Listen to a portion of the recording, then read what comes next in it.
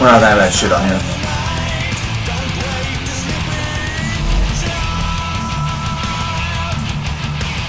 Don't care for joking on. It's unnecessary. Completely unnecessary. Joke or not. Welcome, ladies and gentlemen, to the stream. It should not be. This is actually a joke in and of itself, considering at the tail end of the stream on Thursday, which did happen, Meat Marathon was going strong. We actually got about 3.5 albums through the Deer Hunter portion of our journey. But then whenever we got to Act 4, apparently the powers that be decided that, well, no bueno, and began cutting the stream off, began to chop it up and destroy it to the point where folks were getting messages that the stream wasn't available anymore. I had done all my checks, everything was fine on my end, I was broadcasting just great. But apparently they had a problem with the fact that we were playing a lot of the Deer Hunters material. What's wrong with the headphones? There's nothing wrong with the headphones. The thing is that in order for you guys to hear the music at a good level, the music has to be at quite a freaking high level. To the point where if I played it into my ears, I wouldn't be able to hear myself think. I would not be able to hear myself think at all. So I showcase them this way so I can still hear the music. I still hear the music perfectly fine.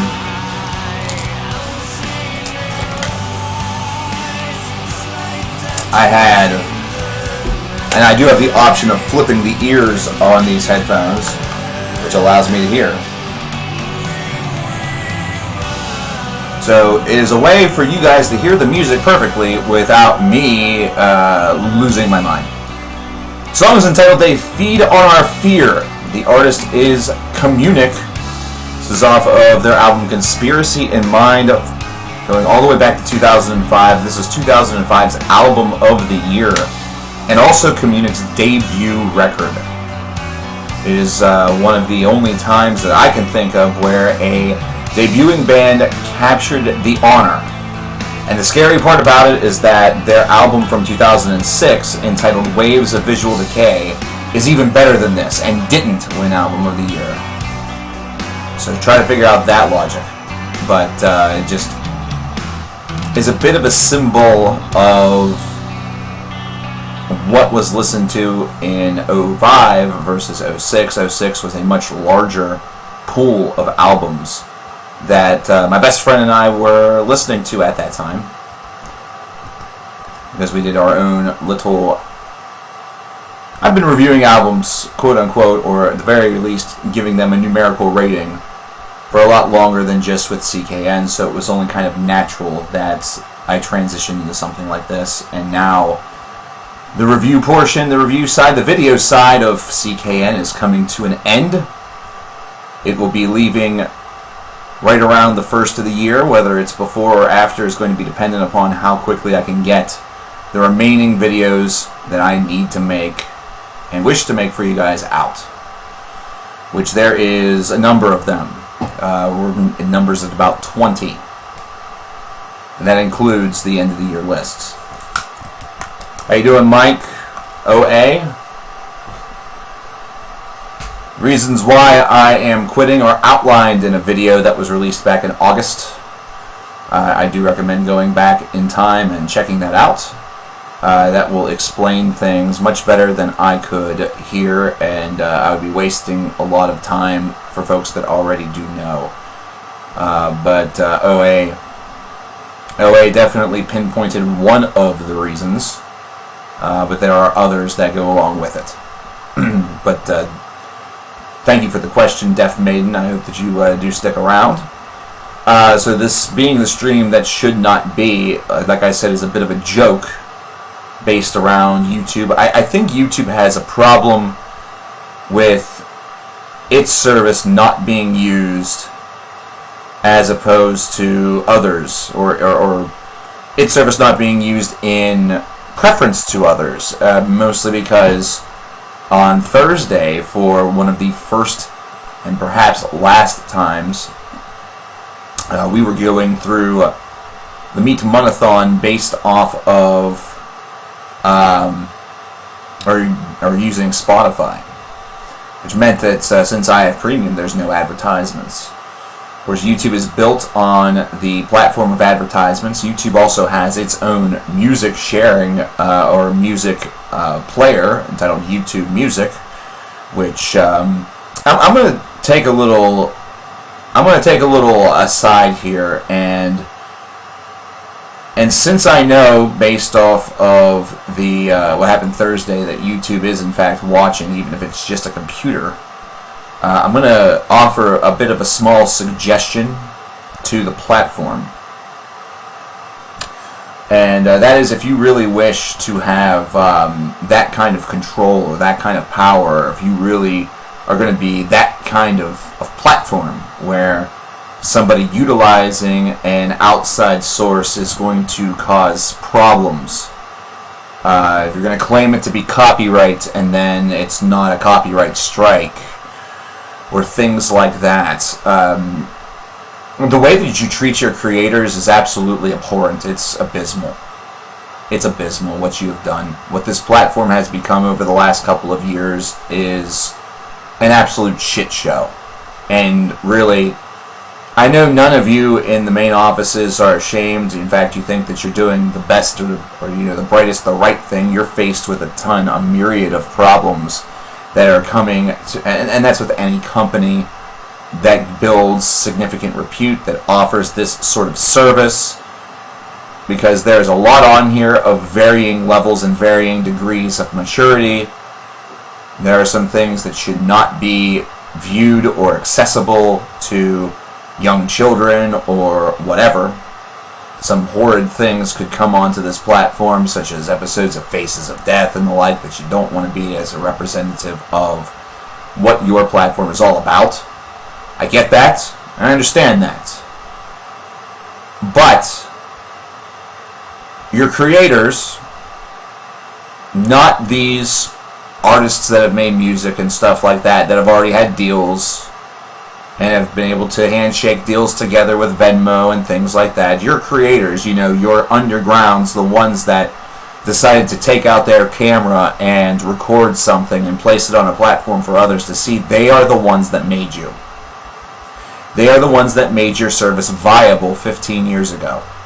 Because back then, you couldn't post music on there. If you did, you ran the risk of your account being suspended. And that was by your own hand, and that was fine. That made sense. There were some countries that didn't have the same level of copyright law that were able to get around that. That's the reason why so many people were able to post music back in the day. Their country's laws were not the same.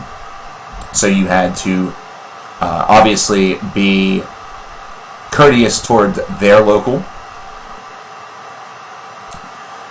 You had to be courteous toward that. You had to be respectful of it. And you were.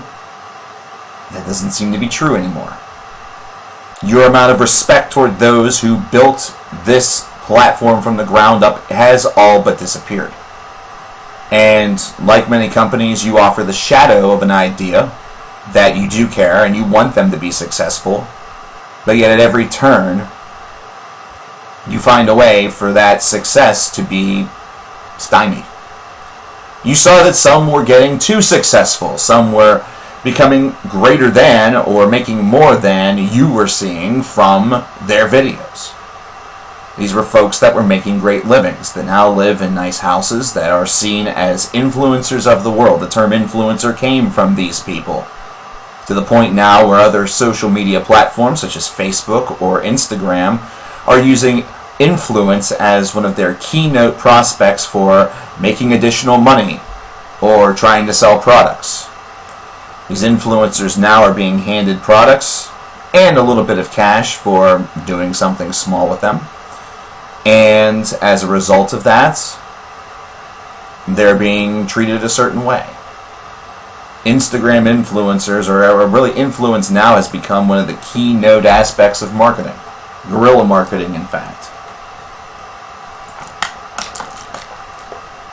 But now it's been 100% based around what can these folks do for us? What are they doing for us? I don't have to talk about the adpocalypse. I don't have to talk about that. That's very well documented. Other people have talked about it much better than I have. I don't have to talk about the recent changes. I don't have to talk about a lot. All I really need to say is that you know what's been done. And you know what this platform has become. And if you take a look around this platform, if you look at your creators, including ones that you valued as treasured people, folks that were very important to giving your platform the amount of influence, not to mention the reach that it had, are now very, very critical of what you're doing. Because and here's the thing, they are looking at this the same way that you were looking at your own platform a couple of years ago, especially whenever Google took over. You were looking that this was a platform that wasn't making nearly enough money. It wasn't nearly in the black enough. In fact, it was dangerously close to being in the red. And now you're doing just fine. But now these folks are looking and seeing that their amount in the black is not what it used to be.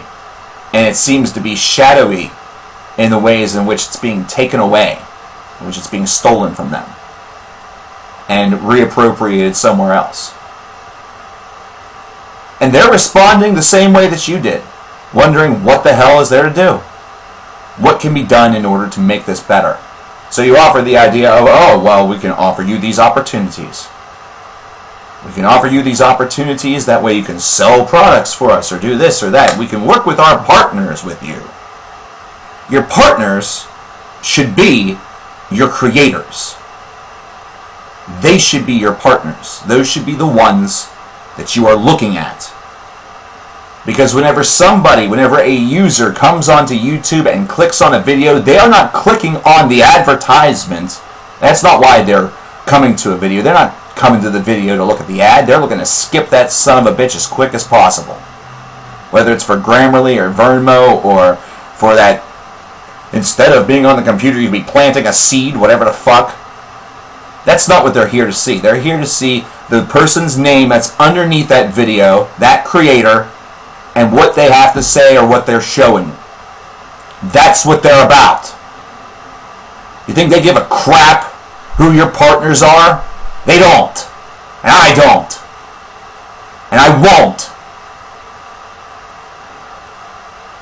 Even though your partners are the way in which I make a little bit of cash. And the term little is a fucking joke. That's an understatement of the fucking century. I'm still not going to care. So whenever it comes to YouTube music, fuck you. I've been on here long enough. I've made you money. You're already taking 30% of super chats. The 30% you take of just a couple of super chats, that pays for my subscription fee. Give it to your creators that are making you money for free. Same thing with YouTube TV. Giving an opportunity. You're not giving the opportunity. You aren't. You are giving a server that will host the content. That's not an opportunity. That is a platform. You can't change the wording and expect it to mean something completely different and be accurate. That's not the way language works. But in the business world, that's exactly how they treat it. And I know this. I have a degree in business management. I've studied this shit literally all of my adult life. I'm not seduced by marketing. I'm not seduced by advertising. That doesn't impress me much. That doesn't impress me much at all. And they're not all greedy Jews. Nobody. There's Christians. There's Muslims. They're greedy people. One thing I will say is get off of that plain clothed myth or that plain languaged what's the word I'm looking for? Whenever I get all fired up, this tends to happen. That very plainly veiled, criticism. Not hypocrisy, not criticism. What's the fucking word? Exactly. See, MTM89 has this exactly correct. If someone saw this, let's say it's from YouTube, and they didn't like the fact that I'm being mean to the platform that they work on, it could mark it as hate speech, I could get demonetized. It is a subjective idea. There are some that are completely objective. Misconception isn't either. Oh my gosh. Stereotype. There we go. Stereotype's the word. But if we really want to go into that, we could also go into the whole argument that religion is based around nothing but power. It's a power trip, and wouldn't matter anyway, because even if there was no religion, power would be something that would seduce humanity one way or the other. We could all be godless. We could be a godless society, and there would still be some who would quest for power and treat it as their god the same way.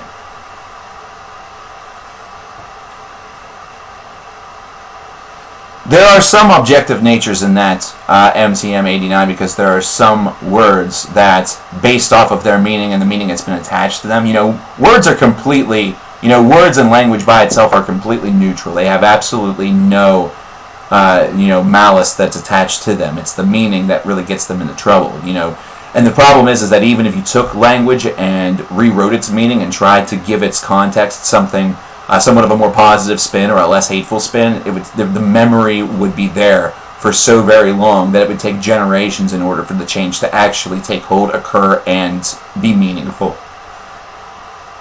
And again, so many people these days are so attached toward the history of things, and we want to go back and research what things formerly meant, and this and that and these and those, that they're going to find something wrong with it and still not accept it. It's a self-fulfilling prophecy. It's cyclical. It's something that is a function of time that gets worse every single day. There are words that you could say that, yes, by itself means nothing, but whenever you attach malice to it, absolutely destroys.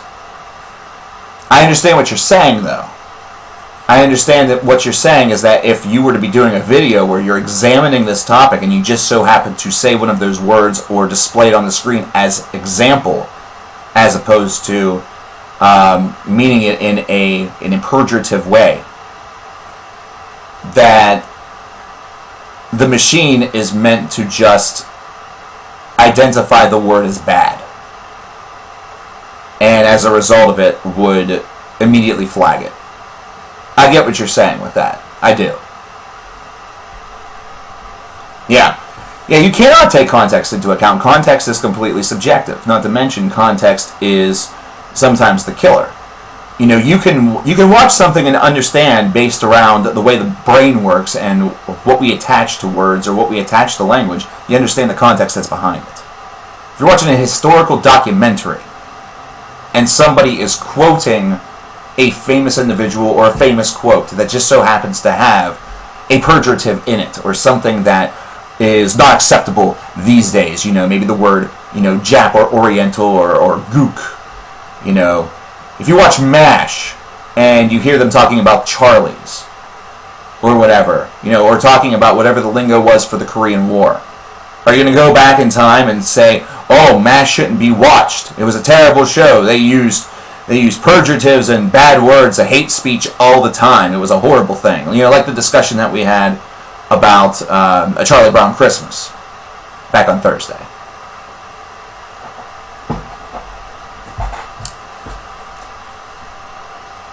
But YouTube, the point that is to be made from all this is that you don't give your creators very much and then you want them to give you more.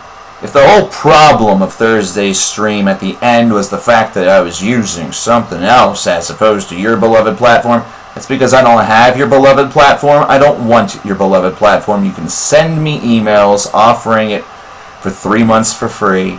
It's something that should be attached to my account since I am a creator that has made you money. More than enough to cover the fees. And, at the very least, whenever you were set to release these things, I should have been the alpha build. Does that sound like I am a spoiled brat that just wants everything? Maybe it does. But it's also the truth. If you truly want to give creators a reason to continuously feel like on your platform they matter, these are the types of things you do. So with that out of the way, that 20-minute rant du jour, how's everybody doing? How is everybody doing today, this very dreary Saturday? It's a very, very dreary Saturday over here. It's been raining intermittently. Apparently it is getting colder, which means that eventually it's going to lead to a little bit of snow, which I'm not looking forward to, but that's just me personally. It is an interesting day. For whatever reason, I just wrote a big dissertation up on Waves of Visual Decay by Communic. Not the album, just the song. Posted it over on Facebook. I will, if there's enough interest, share it to the official CKN page, but right now it's just on my personal page. If you try to send a friend request and I don't answer it, that's because it's a personal page. But if you happen to break through, then yay. We do have a couple of songs that we have to play from Thursday. As a result of all this, we are going back and utilizing YouTube, which means that I will have to be watching out for lovely advertisements and clicking the skip button, because that's what I do. Even though ads make me money, I'm sick of them, I'm tired of them. You know? And if this is going to be this big old problem, which means that we could perhaps attempt to get back into Meet Mun-a-thon a bit, because we are not yet completed with that. We are not yet completed with that. We still have one more track, or one more album from the Deer Hunter 5-album universe, the story concept album universe. And then we have 2 albums and an EP. We have the EP Atonement is Nigh by An Abstract Illusion, their full-length album Illuminate the Path, as well as Black Clouds and Silver Linings by Dream Theater. Do I do year-end videos? I do, yes. Yeah, so that will be happening. It'll be a couple weeks from now, whenever that goes down. I'm finishing up the last couple of albums that I am going to be listening to for the year. And, of course, in typical end-of-the-year fashion, there are albums that are trying to sneak their way onto the overall list. They're trying their best. They're trying their best. So we will see what happens with that. We will see what happens with that. Those are going to be dropping in a couple of weeks. Those are going to be the biggest last projects that I have to do for the channel. That'll be it. So one final push. Give it everything I've got. And there we go. My thoughts on Ozzy's new album. Good on him for releasing one. New song didn't do much for me. Didn't really do much for me at all. Cool that it's happening, but is it really necessary? I mean, let's be real. Should always be thankful that we get new music from artists, but expectation should always be something where we just enjoy what we get.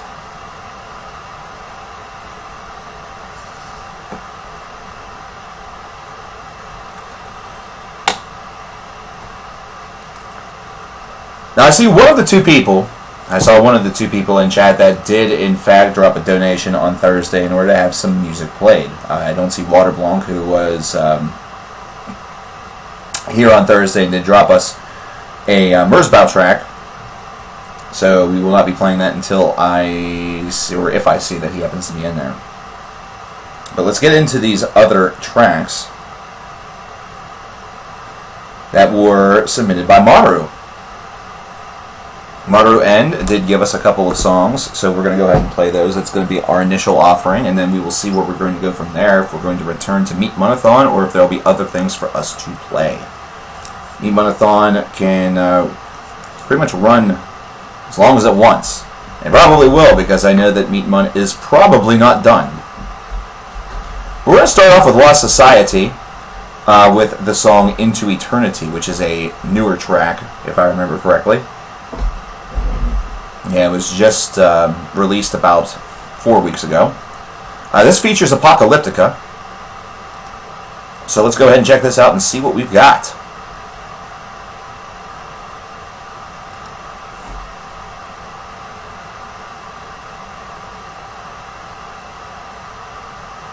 Don't be surprised if the skip button is gone one day and you have to watch a 5-minute ad.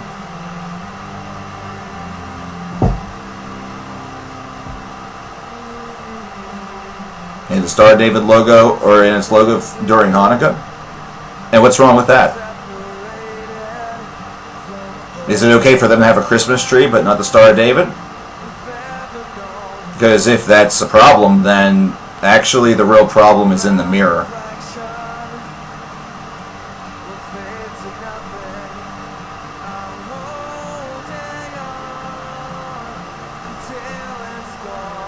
That's just straight facts. That's just straight facts.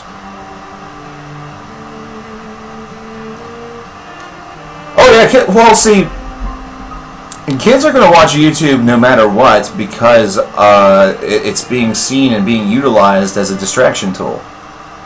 You know, I'm not a parent, so I can't sit here and talk about parenting things. I'm not truly qualified to do so, you know.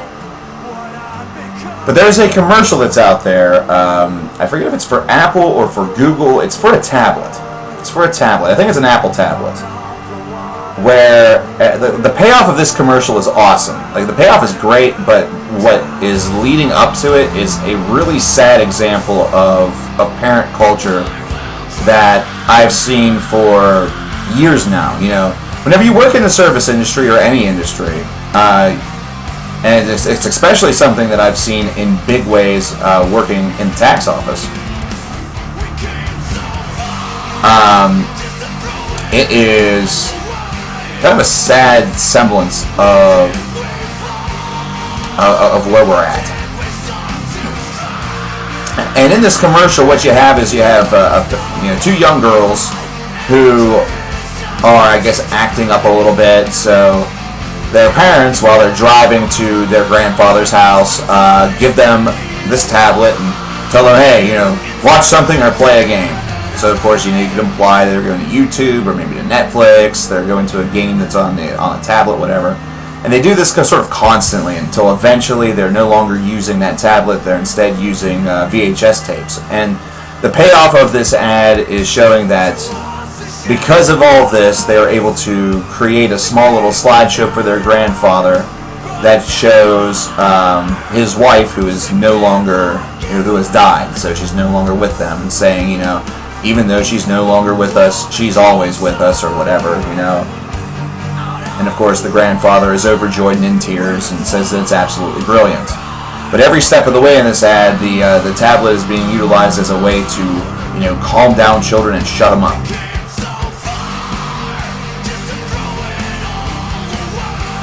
But at any rate, it's sort of a sad semblance of situation.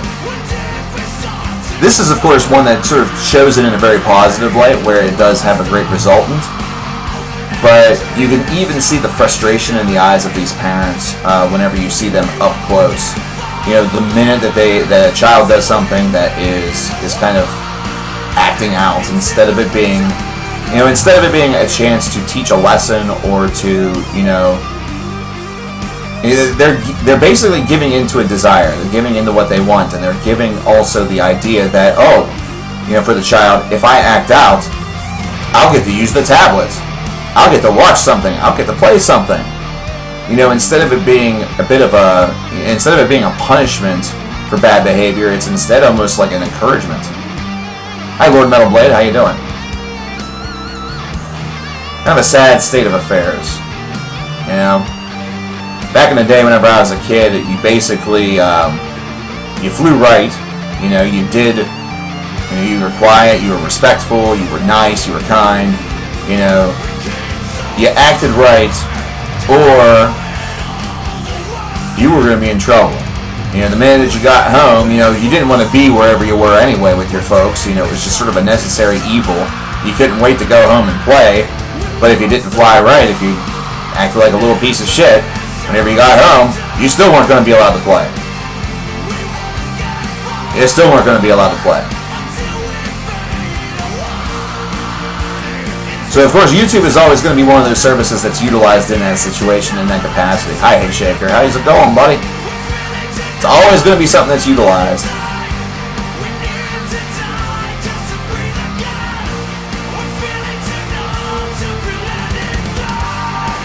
So YouTube is always going to be around. It's not something that's going to die completely. Not unless some sort of lawsuit takes it down or whatever. It's always going to have an audience. It's the reason why these new rules, COPA, I think is what they are called. Corpa or the, doesn't really matter to me. I don't care. I'm getting the fuck out. Now, if you are a creator, you have to indicate whether or not your content is A-OK for kids under the age of 13. And I'll tell you what, whenever it comes to mine, that's a gray area. That is a gray area, for sure.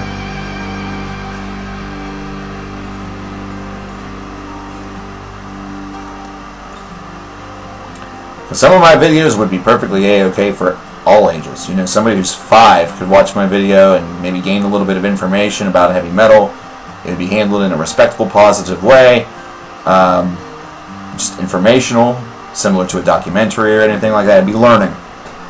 Learning about an album or learning about something that's gone on throughout metal history or whatever. Other videos? No. Or maybe so, maybe yes, because, I mean, half of these kids are hearing the language that I use. They're hearing it at home from their parents. They're hearing it at school from their classmates. They're hearing it in other videos. So, I don't know.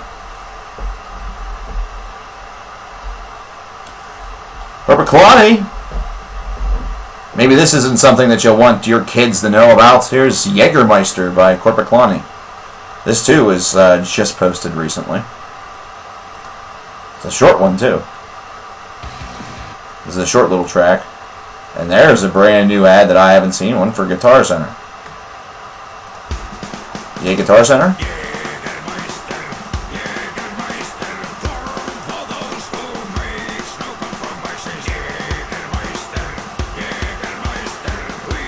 Yeah, that's another.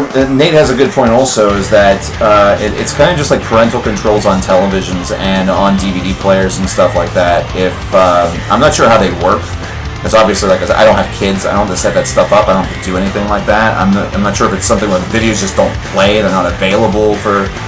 And again, you know, if you're a kid, are you just gonna?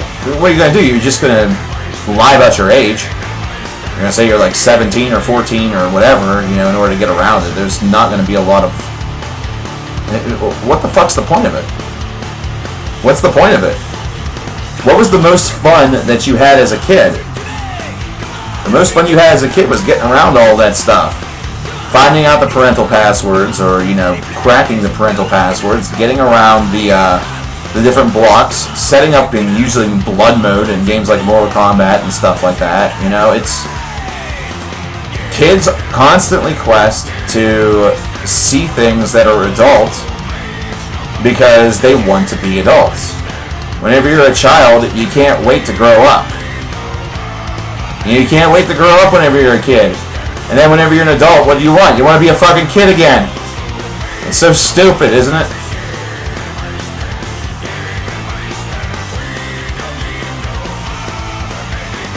I'm very sorry to hear that, Mike. That's it. Congratulations. You've listened to Jägermeister by Corporate Kalani.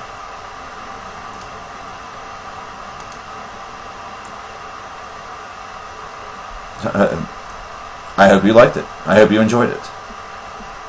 Please like and subscribe.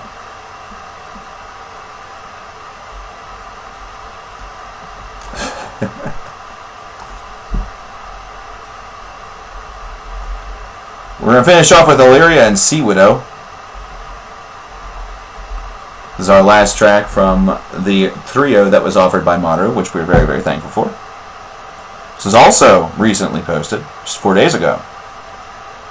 So we're getting on, and we're getting into some brand new stuff from these artists here, from Lost Society, from Jägermeister, and from Elia, or should I say Elira? Eilera.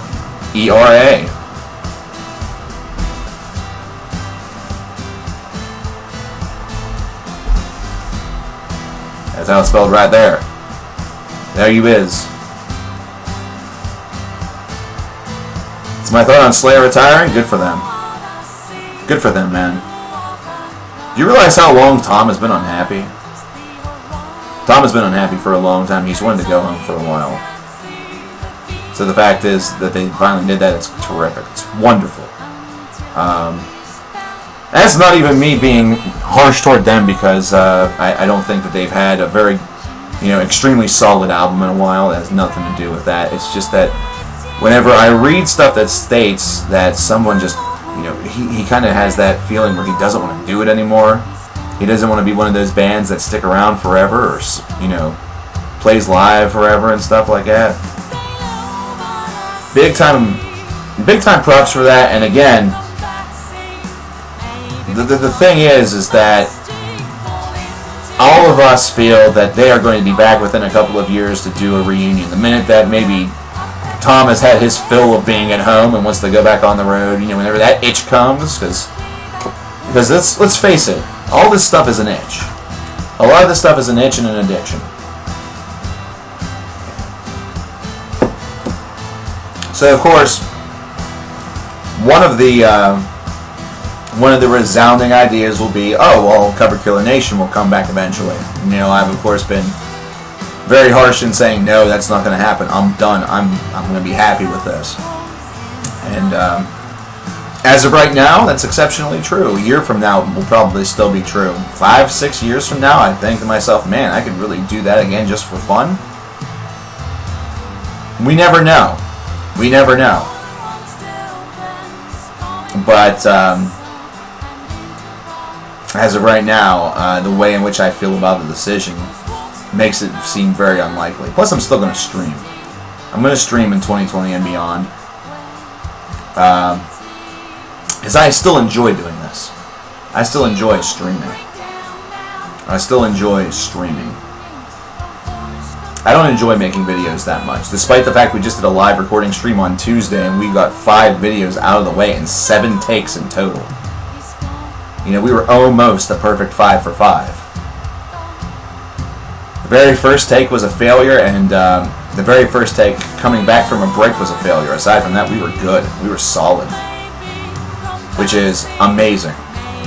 That is one of the best sessions I've had in a long time.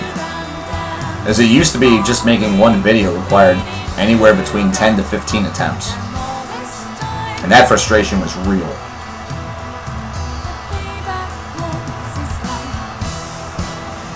Should do a stream for the best of 2020? Well, the big thing that I'm going to have to take a look at in 2020 is how much I get to listen to whenever it comes to new stuff. Because for one, I am just excited as piss. And I've already started to go back and look into my collection of the past, and revisit and rediscover a lot of the albums that I've loved for a long time that I've not really had too big of a chance to listen to, because I've always had to keep my face forward. I've always had to keep my ears forward. Oh, excuse me. Guns N' Roses will make a new album next year. Hopefully it's better than Chinese Democracy. They've had just about the same amount of time. Let's not even talk about that Motley Crue tour. Because, oh boy, I've had my fun with that on social media. I have. I really have.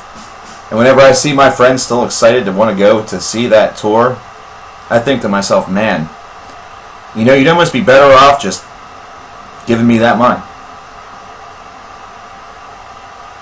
But I also can't say that, not because of any sort of language thing or whatever, but because we are so harsh on the Motley Crue side of that tour, when the reality is that Poison is still, at least as of 11 years ago, they were great live. Brett still sounds fantastic. And I've heard no complaints about Def Leppard and how they sound on tour. Motley Crue gets the big hit here because they were saying farewell, and that didn't last long. And what we have heard over the course of the past couple of months has been tragic and horrible. Vince Neil sounds like he's had a stroke, and looks like he made love to a jelly donut, and instead of the jelly donut getting pregnant, he did.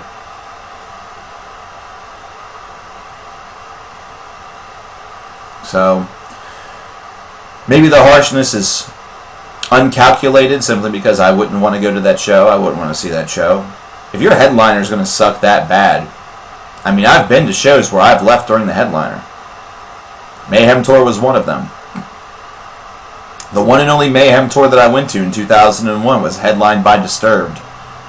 And I stayed for one or two songs and left. That was it. That was all the more that I could do. There was a big difference.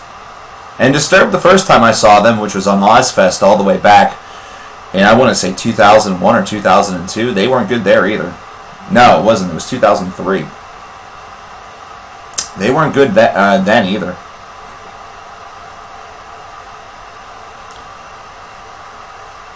Psychotic Waltz, yes, they have a brand new album coming out in 2020. Long time band. That's a big time underground reunion. That's not one that's going to make the waves among as many people as perhaps it should, because the name is not very familiar. But whenever you have some free time, look up some Psychotic Waltz. They are quite talented. Very good band. Very good band. So that is exciting. That is exciting.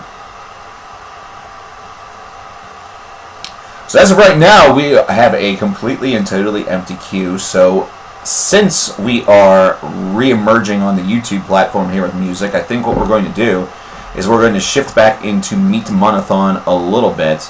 We're not going to go back to the Deer Hunter because part of me feels that maybe part of that might be the artist itself. Not them, coming into the stream and saying you can't do that. But maybe since we were listening to so much of that straight, that was causing a little issue. So what we're going to do is we're going to go into an abstract illusion.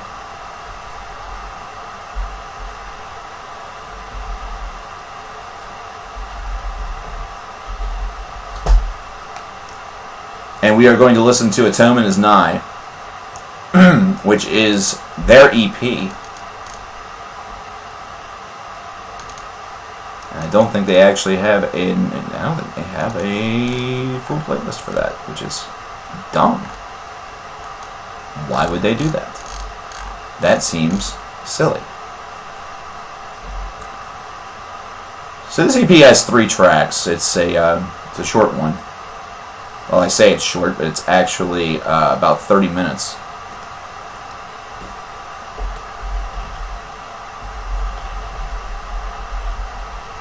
I just want to look one thing up for playlisting's sake.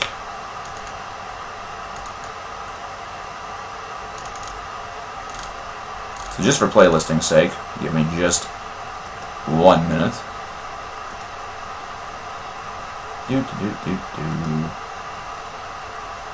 Okay, that's what I thought.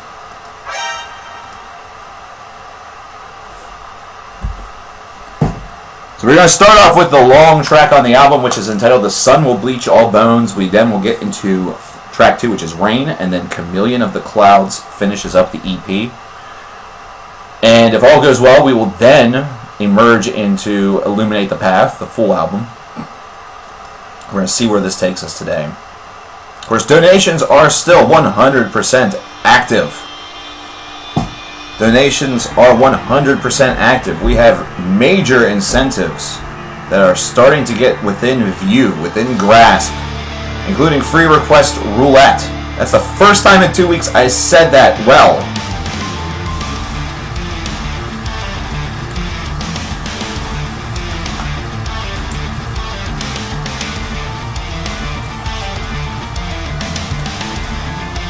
But at any rate, free request roulette would be happening at 1,500.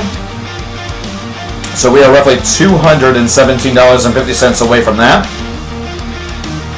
I can't hear myself think, see? See, it's the reason why it has to look so weird. Because I can't hear myself think when I do that. $217.50 away from free request roulette. What that means is that whoever is in chat whenever we launch that will have 2 or 3, I'm still working out the kinks, free requests that will be within a certain constraint that they will be able to put into a spreadsheet that in a future stream after that will then be played in its entirety. So it'll be a full stream of free requested music and requested by all of you, which is fantastic. Everybody, I can tell everybody and their mother is going to probably want to be in that stream to get on board that and make it lengthy. Also means, though, that at $2,000, we're actually within earshot of Diabarathon, which scares the piss out of me. Diabara is they're not a very good band, in my opinion. Some people like them. They're more of a, like a harsh noise / industrial type project. It's, oh boy. It's the sounds of appliances dying. And they have a full discography of about 7 hours. They have a full discography of about 7 hours, and we're going to work this out where I'm going to be listening to all of it. I'll be listening to each and every one of those songs. Now, what we will, we're going to be democratic about this, which is a very scary thought whenever we consider how elections have gone in the past couple of years.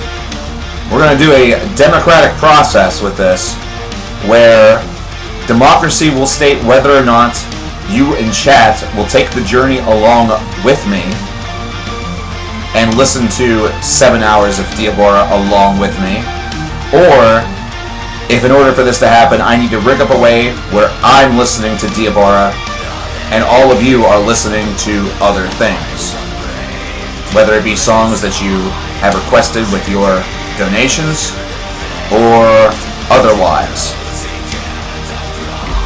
So if we do hit that incentive, we will use democracy to our advantage or disadvantage, depending on the result. And regarding the result, you can argue amongst yourselves in chat whenever it comes to the result. So, Limp Bizkit. Limp Bizkit has been talking about releasing a new album for 7 to 8 years. That is a I'll believe it when I see it moment. Will we eventually get the Stampede of the Disco Elephants? On, what was it, No Limit Records? Or is he signed, or no, he was signed to Lil Wayne's label, weren't they? Whatever. Hey, we're making it to $2,500. 2 people are going to win a $100 request credit. Which essentially means 2 people are going to win $100 worth of requests. Which means 100 minutes. So 100 minutes worth of airtime will be dedicated to you for free. But we'll also do a stream that's the top 40 songs on the Billboard chart. Notice how at higher levels these streams become torturous to me. Fortunately enough, that would not be a very long stream because most top 40 songs are like 2 to 3 minutes tops. So that's what, 2 hours, 3 hours maybe? I'll probably live through that. We're making it $3,000. We're going to do a thing called Discography in a Day. The band will be voted in by you guys. Restrictions to apply, including the restriction that it has to be completed in like a day. Duh. 8 hours or so. That'll be a long stream. And if we make it to $5,000, someone's going to win the grand prize of a $500 request credit or 500 minutes of airtime. If you're wondering how long that is almost 9 hours. And then Buckethead-a-Palooza will take place, where I will listen to all 275 plus Buckethead Pikes. That is not something that's going to happen on stream. You will be watching that progress on Last.fm. But while we do streams, because this is not going to be something that takes one night, this is something that's going to take like a week, I will be listening to Buckethead Pikes. And again, we will use democracy, whether or not you will be listening to Buckethead Pikes as well. or if you will be listening to something else. Every $250, I do the CKN dance. If you don't know what that is, we make it to 1,500, you'll learn.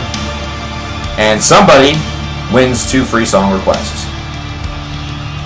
Somebody wins those 2 free song requests. In fact, right now we are still awaiting the requests by Volumnus T from the $1,000 level and Justin Neely from the $500 level, which I haven't seen Justin in a while. He actually won those by proxy.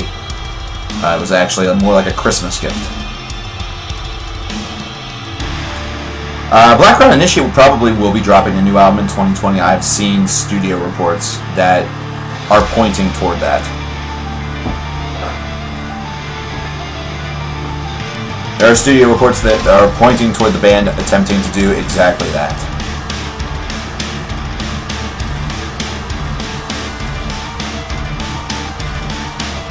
If you are unaware of An Abstract Illusion, this was a band that we talked about in 2016 with their full-length Illuminate the Path. It was a 5 recently released albums video, and they have since become a major league stream favorite.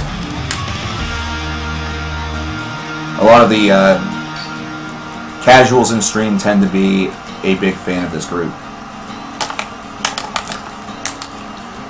If you're a fan of bands such as Opeth or Agalok or the Obliviscaris especially, you'll end up probably loving this band. And there's a lot of groups out there that are kind of starting to hover toward this sound, beginning to really enjoy this sound. We are seeing a nice revival of this. 2019 really has a couple of big time albums that are going a bit more off the beaten path with this idea. Judas Priest would not happen. Judas Priest's discography cannot be done in a day. There are too many albums.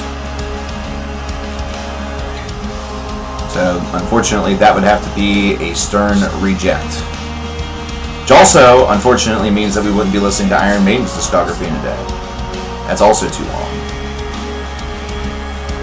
Death's discography is actually legal.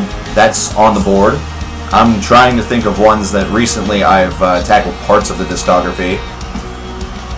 Nevermore's discography is actually possible with that. A good rule of thumb is that if a band has more than, say, 6, well, I shouldn't say 6, because I think Death had 7 or 8. If a band has more than 8 albums, there's a good chance that it's not a possibility under the discography in a day rule. So, for example, Porcupine Tree couldn't be done. Despite the fact that I know that would be, that's heartbreaking to some, I just think it would probably be too long for that idea. It would take a little too much time. Because I truly want to do that stream in one day. Like, start early. You know, start at like noon or, 1 o'clock or whatever. And then run until 8 or 9. And get through everything. That's the plan for that. So I understand, yes, that does take some bands out that would be pretty big requests or would seem to be ones that would be you really want to hear, but that's, hey, we're not going nuts here. Plus, as we saw, YouTube being a little whiny brat about us doing the Deer Hunter, which, by the way, that 5-album set comes up to 319 minutes, which 319 minutes is roughly 5 hours and 19 minutes. So that actually is a great example right there, but that's not their full discography. There's elements of their discography that's omitted from that, that aren't related to the story.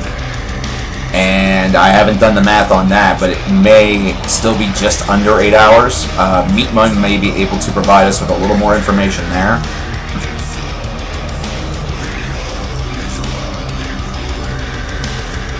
Don't know what the future's going to look like for Swallow the Sun after releasing that album. I would say that they're going to continue because that's exactly what Aaliyah would have wanted.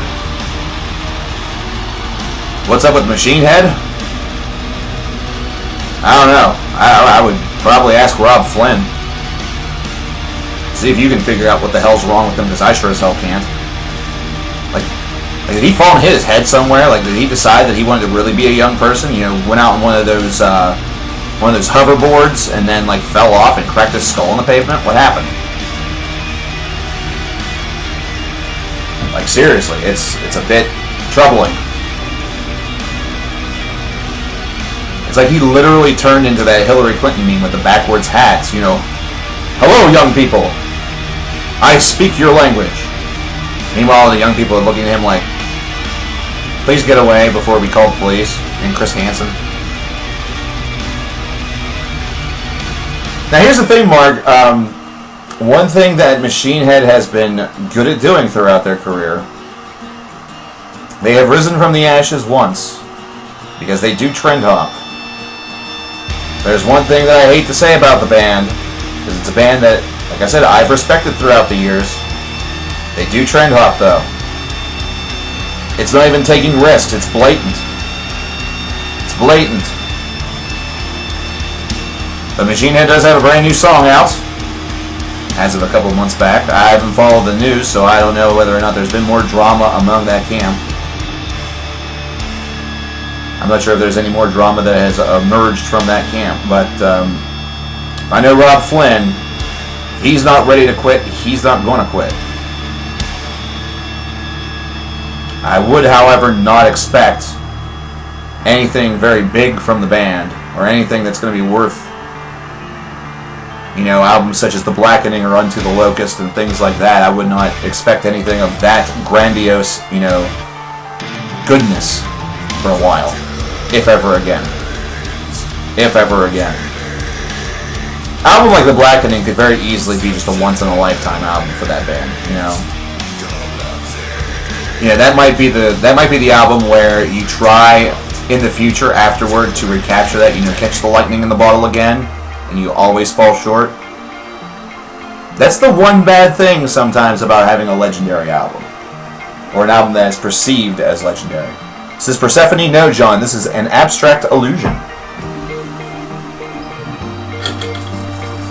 Pardon me momentarily, I'm getting myself a small snack.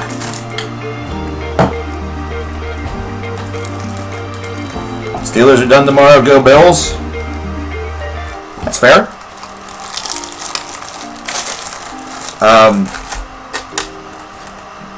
The only thing I'll say is that the Bills tend to always look good and then eventually fall in the end, so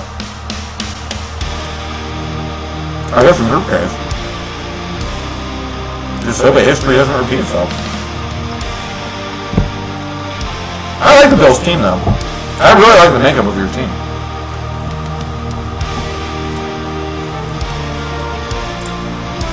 If us losing tomorrow, like if there was a guarantee that if we lost tomorrow,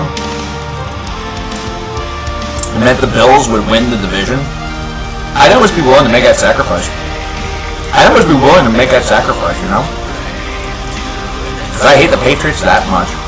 I'm that fucking petty. Because, you know, Jesse James got that ball. You count the Decapitation album? It's not bad. I'm not on the same wagon as some that consider it to be their best work and just absolutely, you know, cum-inducing. But it's pretty good. The question will be answered within like the next week or so, whether or not it makes the list, because I've not yet hit the magic button that puts all of my my ranking scores in my spreadsheet in numerical order. So it's a question of like where it's going to end up on the list, or maybe even if it makes it at all. I like the latest Creator album, absolutely. Oh hell yeah.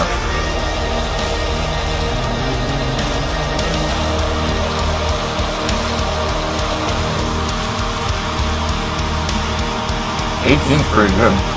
That was my score for it.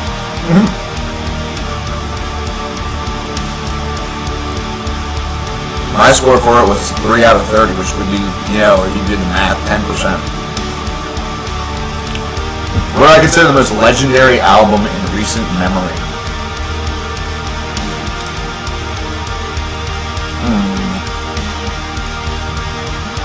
Probably Citadel by Niebla Viscaris. I think Citadel by Niebla Viscaris fulfills that. as an album that the band might be able to, you know, supersede it, but it's really, really doubtful because of how tight that album is. But the cool part about Diablo of the Scars is that you have people, you have fans. Like, it's not something where everybody's immediately targeting Citadel as that album for them, similar to what Machine Head fans did with The Blackening.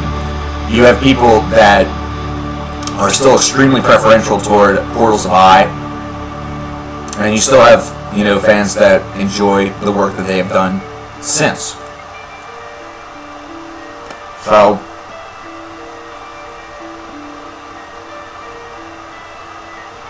you have to kind of look at it that way.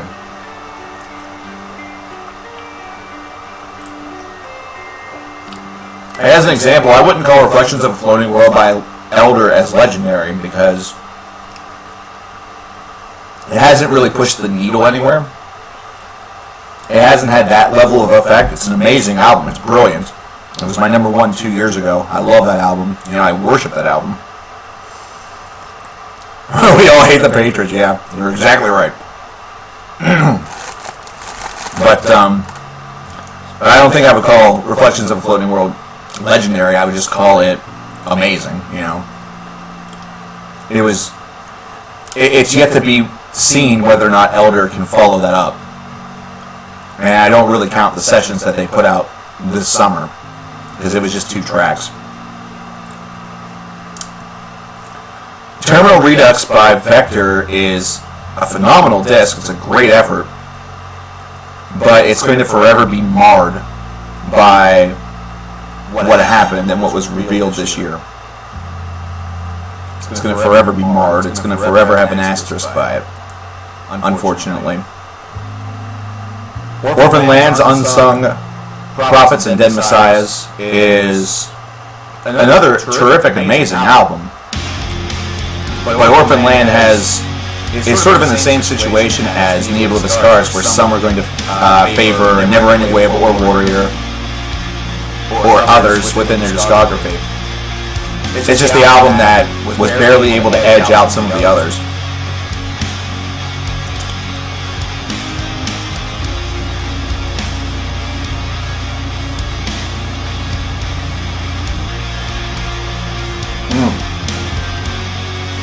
If you're working for the FBI, you need to just test your own headphones. You have amplifiers.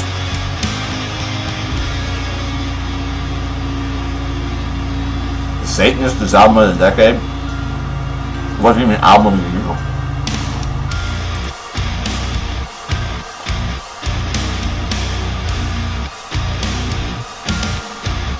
Wasn't even album of the year. Let's take a look here for a second. Curious about something. Where did that even rank on my list?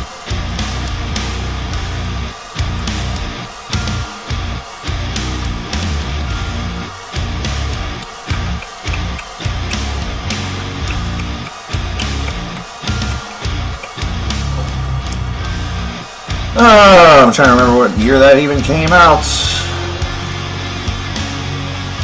Is that 14?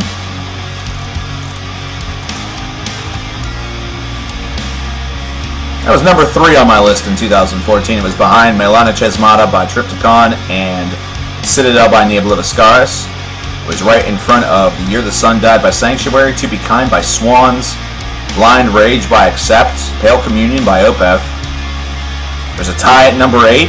Anon Akrath's Desideratum, and Fallujah's The Flesh Prevails was number 8. Number 9 was a tie between Redeemer of Souls by Judas Priest and Mayhem's Esoteric Warfare. Apparently I wrote down, or typed out as Watfare. Number 10 being Hail Spirit Noir's Boy Magoy. The Satanist is a good album. Like, it's really, really strong. The album of the decade? Come on now. Come on now.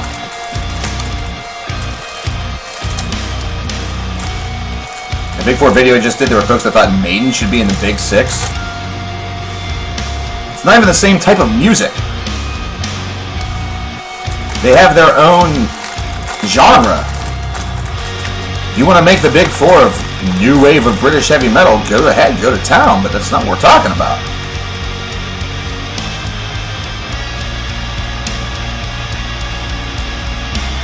House of Golden Bones was a pretty okay album. Album of the decade, though?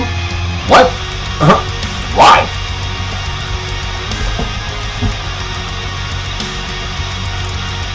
That's the thing. It's the thing I hate about these, like, end of the decade lists. I know that any end of the decade list that I make is going to be rife with a ton of criticism and critique and all that stuff. And, whatever. Well, if it truly had Corey Taylor bias, Nate, I mean, there were two albums there were two albums by Slipknot that they could have picked. You know? There were two Slipknot albums that were released this decade that they could have gone with. So, maybe they did that just to try to make it look less obvious. I love these fig bars are so good. 13 by Sabbath? Nah.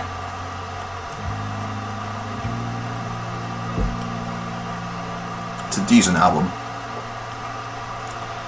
I think it was like number 14 on the list for 2013. It gets defeated by the number 1 from 2013 of the East, which was Surgical Steel by Carcass. My God, that album's just repulsively good. It's obscene. Oh my gosh, yes, Boy Meets World being on Disney Plus. Christ, no wonder there's only 20 people watching and not like 45.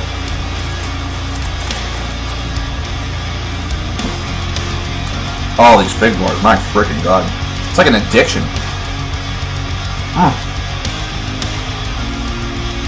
I have a big package of 4 big long things like this over in my drawer. Oh God.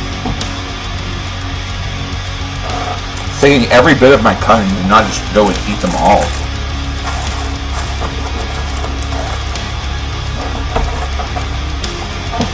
I love fig bars, man. One of my favorite treats. Not even good for you. They're not even all that good for you. James, right now, my ceiling is up. My blood sugar is higher than it was 10 minutes ago because I just ate about like 10 fig bars. Oh God. I want more. I want more. I have to keep myself from getting more. I have to. It's hard not to, though. It's hard not to. Chameleon of the Clouds, the last track off of Atonement, is Nigh by an Abstract Illusion. After this, we will perhaps be diving deeply into the full-length by an Abstract Illusion entitled Illuminate the Path. I almost said Illuminate the Call. Which, if you are curious, over on the Metal Archives, Atonement is Nigh. The EP has a 99% rating. Illuminate the Path at 98%. People like this band. Of course, there's only 2 reviews for each. What is a fig bar? If you know what a fig Newton is, it's essentially the same thing. They are little pastries that have, I guess it's like a dough or like some sort of, I don't know, some sort of confection, and they put fig spread. So the spread of the fig fruit in the middle of it, alongside of whatever they put in there, maybe some brown sugar or whatever, to give the confection a very... If it doesn't contain chocolate, you're not interested. I don't know what chocolate fig bars would taste like. That would be kind of interesting. I almost feel like that would have conflict whenever it came to taste. Somewhat. Because fig bars can be it can be very sweet. All depending on what brand that you get. And I feel like the chocolate would just almost give it an overdose of sweetness. Like it would be almost too much. I don't know. Why am I so critical of 6 Feet Under? Why do they keep releasing shitty albums?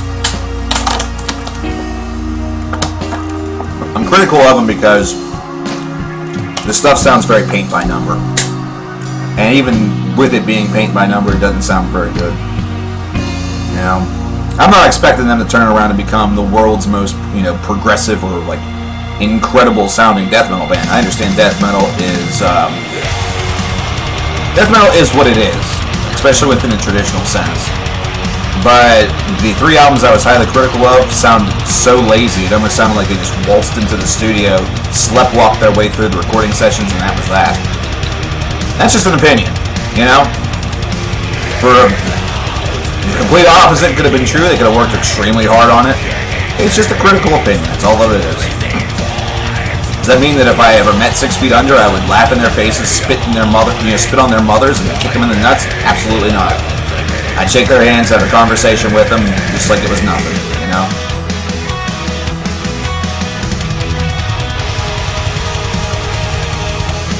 And that's the thing. You can talk about something that that has been done, but still be extremely, not want anything to befall the people that made it.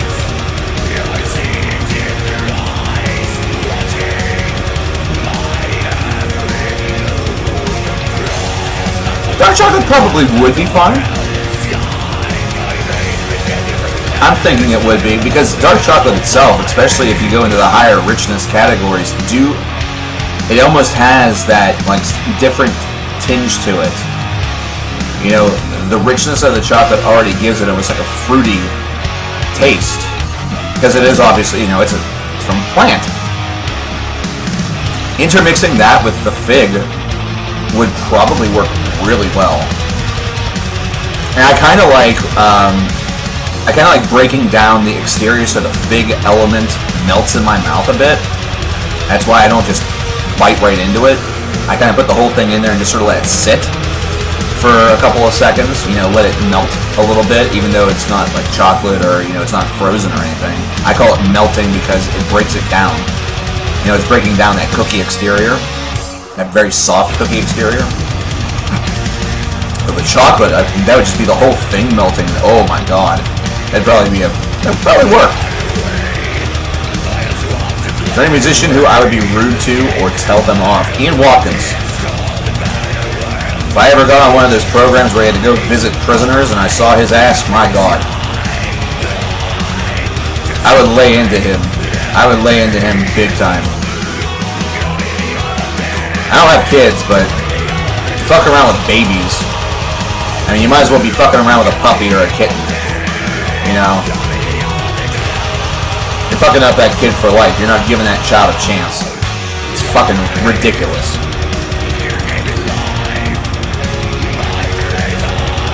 I would probably have to have a stern talk with David DeSanto too from Vector because of the shit that came out this year. And I would probably just start it with what the fuck were you thinking, you dumbass? There's a lot of people that I would love to get into a room and maybe smash their heads against a desk and just say, stop being stupid or doing stupid shit. But that's not going to help because, that's brain damage, and brain damage is going to fuck them up more. So what am I winning out there? Nothing.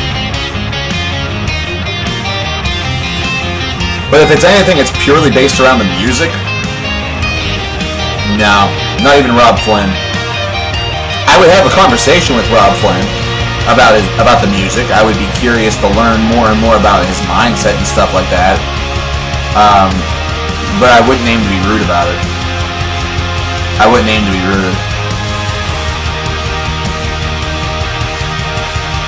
Ever been bullied for being a metalhead? I was never really bullied for it. I didn't receive much attention at all. Whenever I was young, if you were a fan of heavy metal music, you were kind of an outcast, and you sort of hung out among your own, or you sort of made friends among other outcasts or other folks that were not popular. See, I come from the high schools of the late 90s, early 2000s, where they still had a lot of those very cliquey tendencies where the popular kids would, all sit together, and then like the geeks would all sit together. That social cast was still very real. That you see in movies. It wasn't because movies were all that accurate about that, but in some cases they were. I was in a smaller school, so it just happened to work out that way. By the end of my high school career, I was able to blend and mold among just about every class, because whenever I started opening my mouth, apparently I kind of got the respect of just about every group, so people stopped fucking with me. But to say that I was bullied for being a metalhead would be a lie. No, I never was. Which is pretty cool, actually. It was never for what I liked, musically. If I was ever bullied, it was usually based around something else.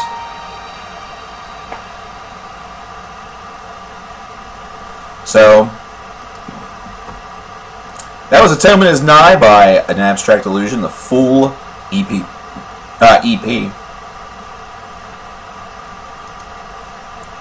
But now it's time for An Abstract Illusion's main event. And that is Illuminate the Path. Illuminate the Path, like I said, was released in 2016. It was a project that I came across somewhat by, not so much mistake, but it was, it ended up being on a 5 recently released video, back whenever that series was active. And it has grown to be a perennial favorite within the chat and in stream, and it's also apparently been scoped out by some of just the casual viewers that have been very, very kind and have said that they're thankful that they discovered the group because of the video or because of the streams, whatever.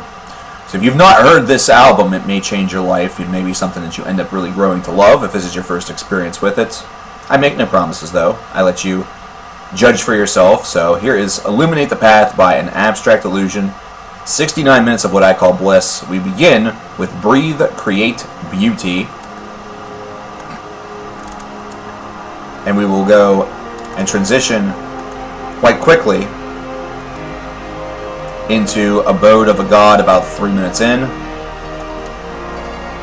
which will then transition after close to 9 minutes into Drop This Planet of Dust, which is my favorite track on the album, aside from the big time epic at the end, which we'll get to.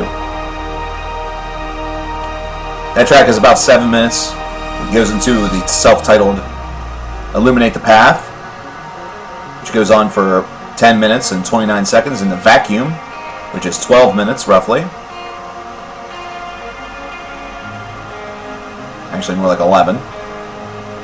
Talvatus is about 2 minutes, and it serves as an introduction for Skeletons of Light. Skeletons of Light, meanwhile, is a 16-minute epic, which is very similar to the epic that we heard on Atonement is Nigh. And this album concludes with a Vinder cover. If you know who Vinder is, you should. Vinder was an exceptional band. Schwarzmenden och Lundemanstrollet, or Strollet, rather. Lundemanstrollet.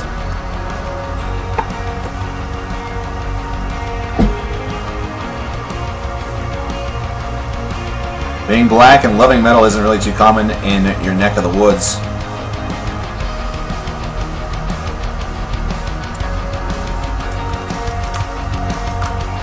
Well, I'll tell you this. I love you no matter what color you are. You can be blue with polka dots, and if you're a metal fan, you got a place here. You know? The things that I hate are those folks that think that that certain things should be just for certain groups of people, or certain color, or certain this, or certain that. I think that this world is fucked enough where we can have a little bit more respect than that. But of course, that's the reason why I'm not, President of the United States. See you later, Mark.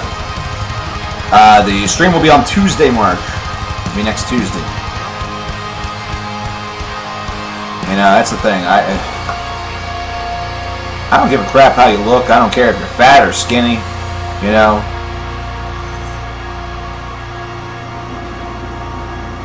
You know, the situation is, I like you, it's because you're a metal fan, it's not because I want to fuck you, you know? Imagine if that's what that meant. If you like somebody, that just means, you know, they changed the word like to mean, oh, like means want to fuck. That'd be weird.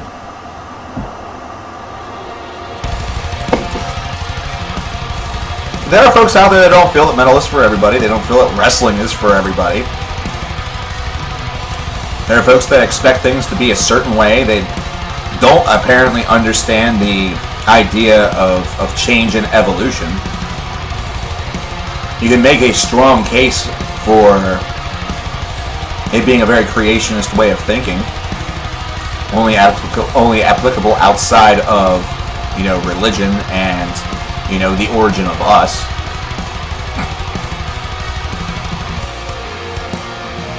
But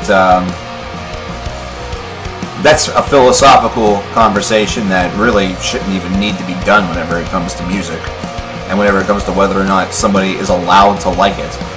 Yeah, you are.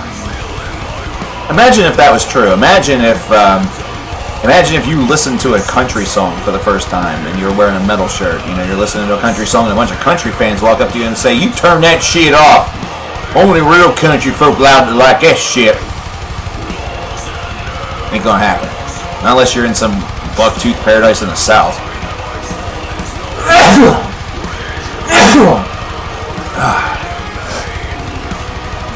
Excuse me.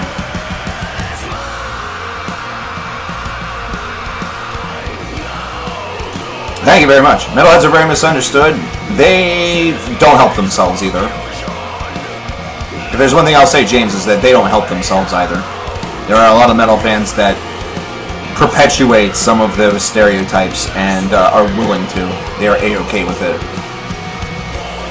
Am I saying that metal needs, you know, a social justice, you know, revolution or something like that? Do we need to look at metal the same way that we look at other forms of art where certain things need to be avoided and this and that? I don't know if we have to go that deep. I think if we all could just be logical enough to not be stupid, we could probably get a lot done without having to worry about all that junk.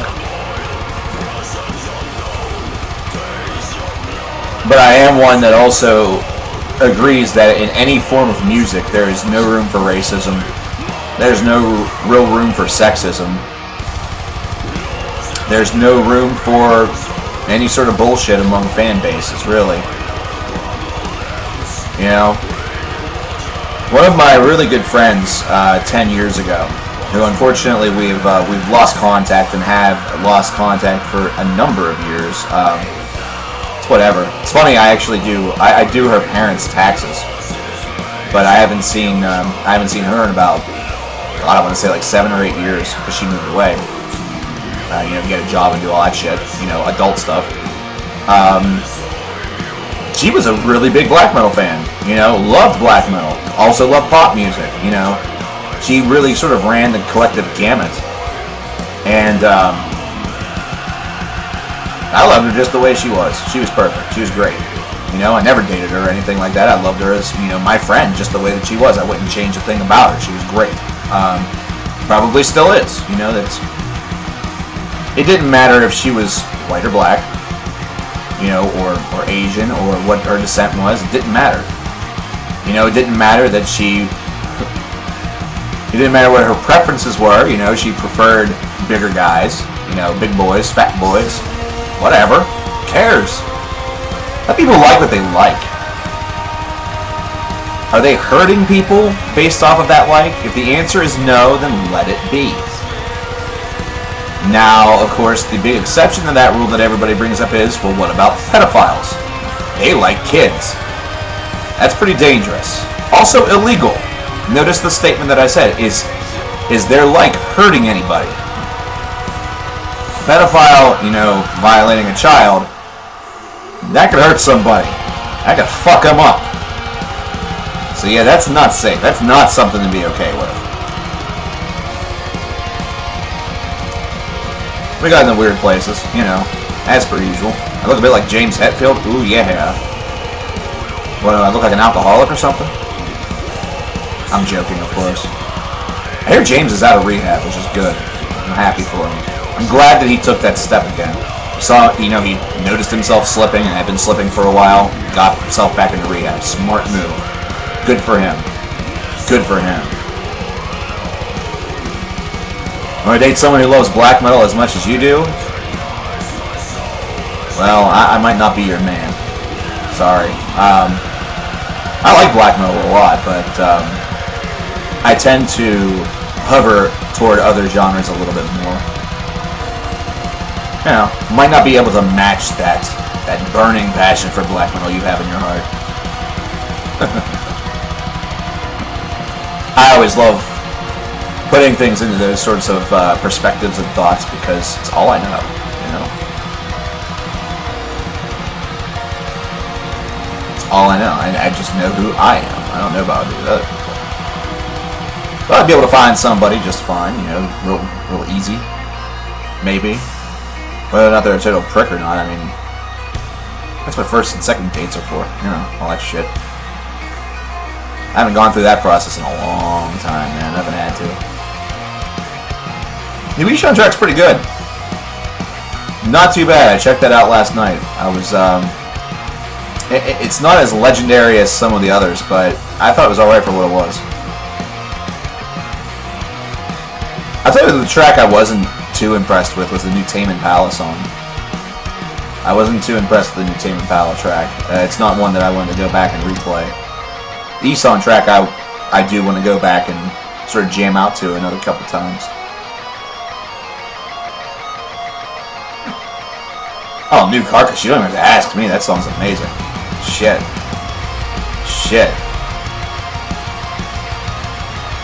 From Buffalo, but your question is why metal is not as popular.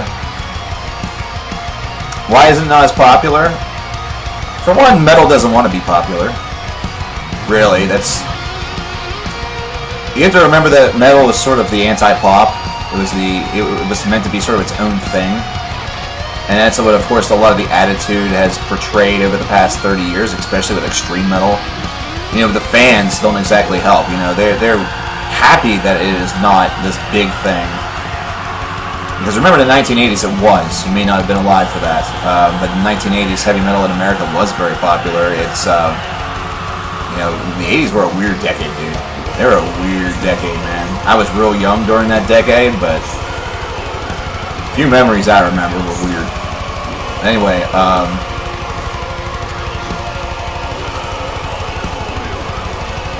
metal it had its little run with thrash, with glam and stuff like that. You know, it's the reason why Motley Crue is still immortally beloved to this day, and why they'll go and a lot of their fans will go and watch Vince Neil essentially sound like puke, and you know, think it's amazing.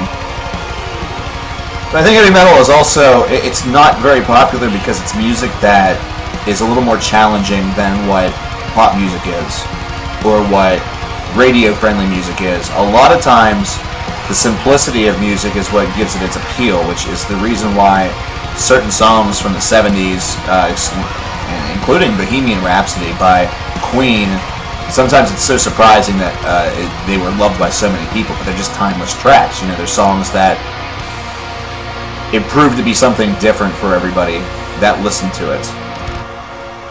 Metal has that as well, but it's done so in a way and in a format that I think is a little too, well, they consider it too angry, too angsty. You know, there's not a lot of fun that's attached to it, I guess. Metal also will tackle a lot of topics that, you know, you won't see in popular music. They're not always going to tackle, you know, loss of love, or they're not going to tackle party atmosphere, or, you know, it's something that's going to be a little bit deeper, or it's just going to borderline on the absolute ridiculous and repugnant. And that is not something that's for everybody. Pardon me for a moment as I enjoy the fuck out of this.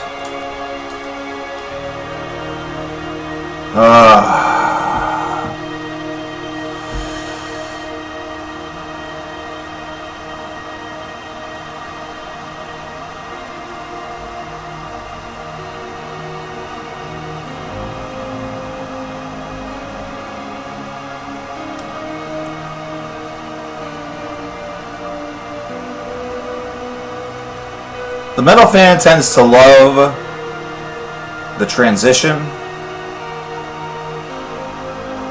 They will find things such as this that they will latch upon, that will imprint on their soul, and will be seen as legend.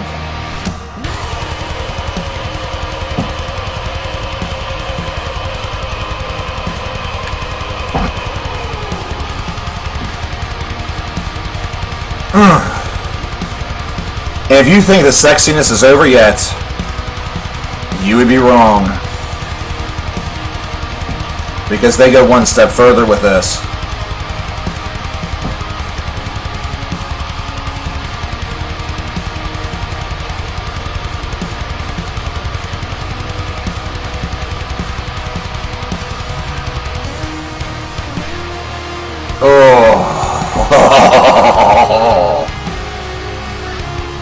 I love this song. This song is fantastic. This is Drop the Planet of Dust by An Abstract Illusion. I think Zegan just jizzed in his pants. I'm afraid to look. Jeff Loomis? He's a prisoner right now in Arch Enemy. Loved him in Nevermore. Loved him in Sanctuary. Tasty, tasty, tasty. Loomis is a great guitar player. He's a legend, man. I mean, it's great stuff.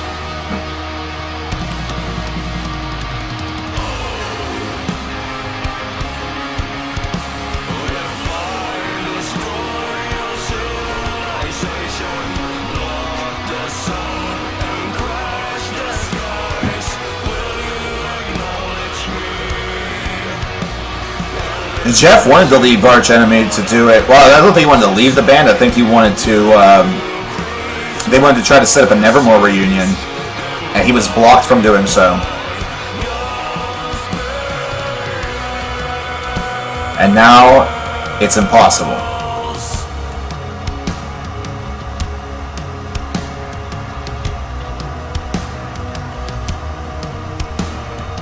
Same, Sebastian. It's not reflected in Last FM numbers because that was during the 6-year period that I was off the site, but oh man, I can only imagine the number. You know, probably still wouldn't have been that high because A 10 Minutes Night is only 3 tracks and Illuminate the Path is, I think, only 8. Yeah, it's only 8 songs, so that's only 11 songs. Just think about that though. The entire An Abstract Illusion discography right now is 11 songs. Just 11. But the repeat, you know, the replay value is absurd.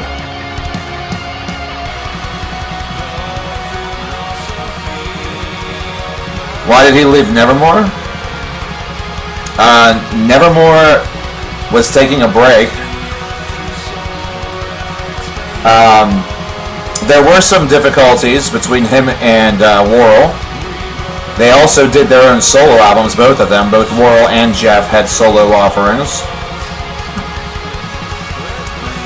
You know, it was kind of it was a bit of a creative thing.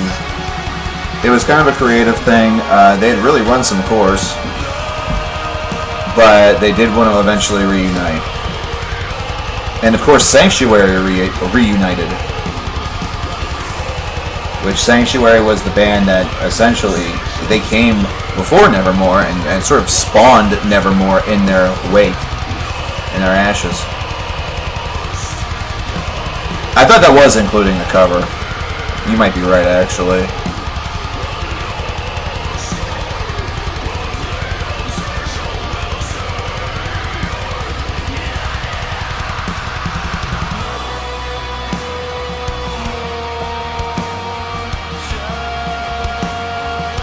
Seeing Conspiracy's pretty good. It's a pretty good album. I'm more of a This Godless Endeavor and especially Dreaming Neon Black guy. Oh my god. Dreaming Neon Black is an album that showcases emotion aplenty. It is an absolutely breathtaking... I just re-listened to Dreaming Neon Black last night. I listened to a couple of Nevermore albums last night, including The Politics of Ecstasy. I need to go back and listen to some more Nevermore because we have just passed the anniversary of Warrell Dane, his death. Yesterday was also the 18-year anniversary of the death of Chuck Schuldiner from Death. And we are rapidly approaching, within the next couple of weeks, the anniversary of the death of Lemmy Kilmister 4 years ago, which started what many people consider to be one of the worst years for celebrity deaths of all time, which was 2016, where we lost the likes of Alan Rickman and David Bowie.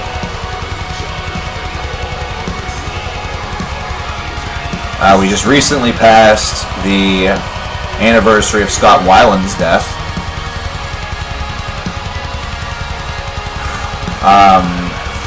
The last couple of years have been rough, folks. We've lost a lot of people that were very important to the music business.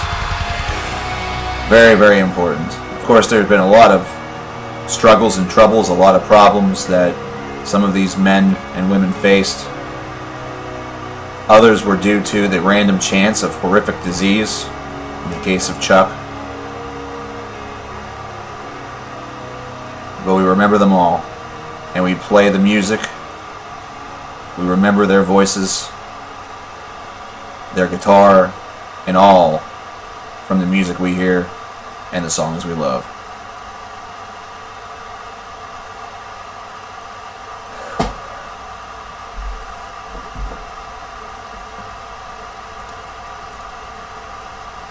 We move on to the title track, which is entitled Illuminate the Path, after the album, of course.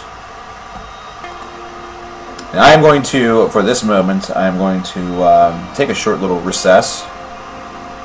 I'm going to collect myself outside.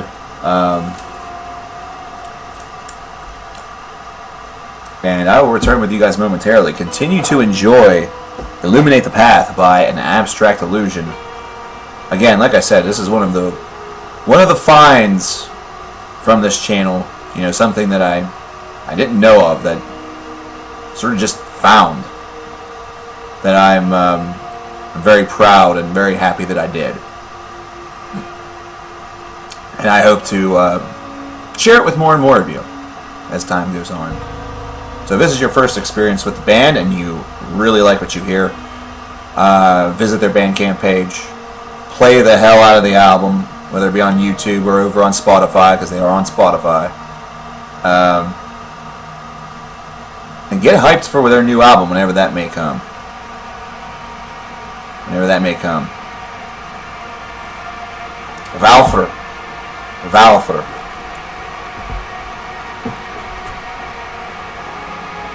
Am I still doing weird playlists? I need to do more. I need to actually start populating some of those playlists. Yeah, Nick Menza.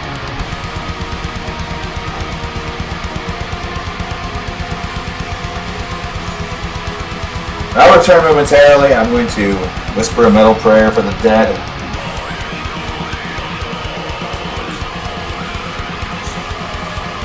Literally smoke one for the homies, as they would say. I will be with you guys once again in a few minutes.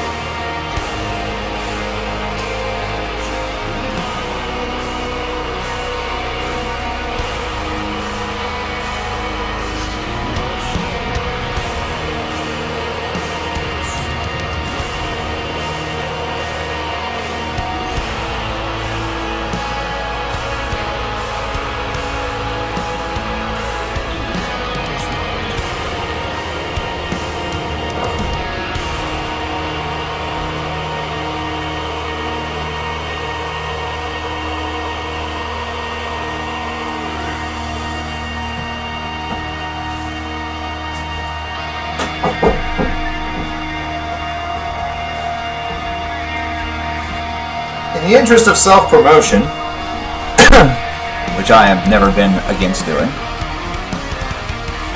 obviously, since it is my show. In the interest of self-promotion and irony, I was just looking through my Facebook memories, and this is the 2-year anniversary of an Abstract Illusion sharing the full-length review that I did of Illuminate the Path onto their personal Facebook page. So it is slightly ironic that we are listening to this today. I had no foreknowledge of this, by the way. I just discovered this while on break. So, kind of weird how things work out sometimes. Obviously. Well, you can watch that review over on right here on YouTube. You go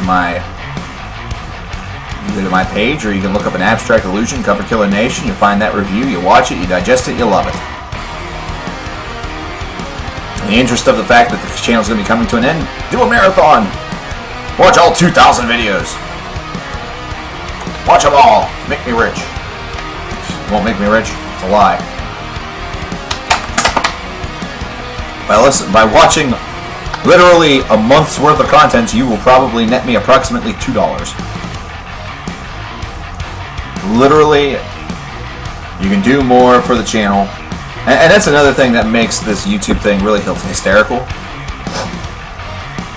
By giving just $5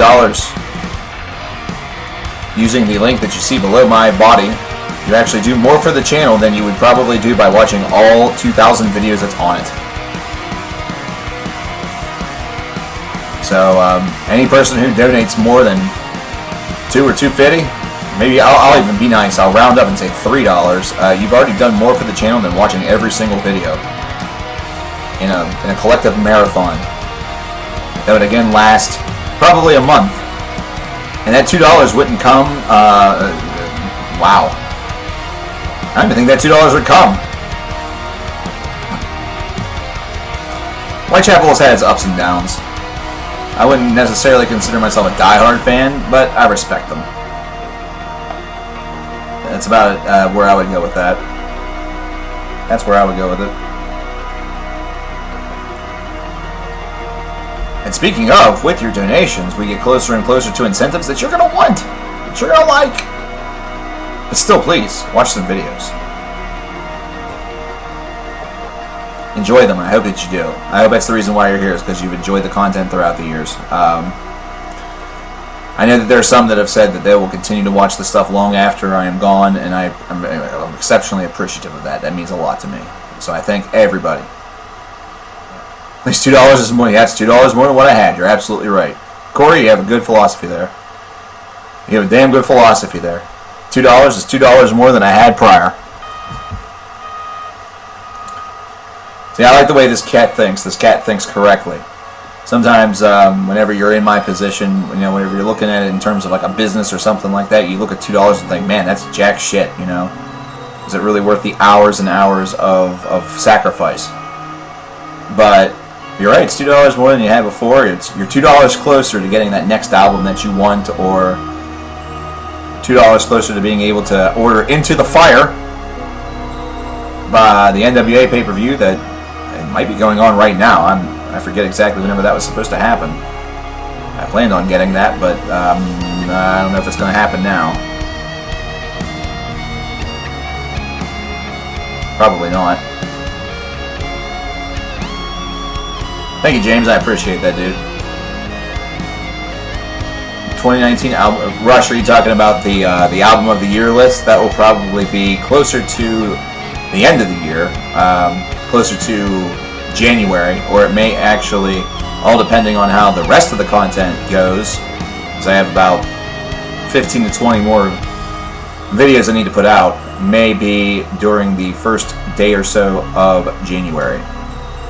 So it may be a little late this year, but it's also it's important considering it's going to be one of the very final videos that are done.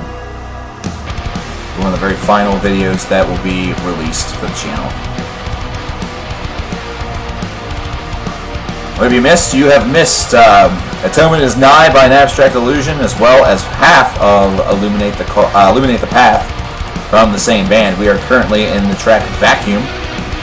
So in the second half of this album, we have a couple of songs left on this. Really roughly about 30 minutes or so. Actually a little bit longer than that, about 37 minutes.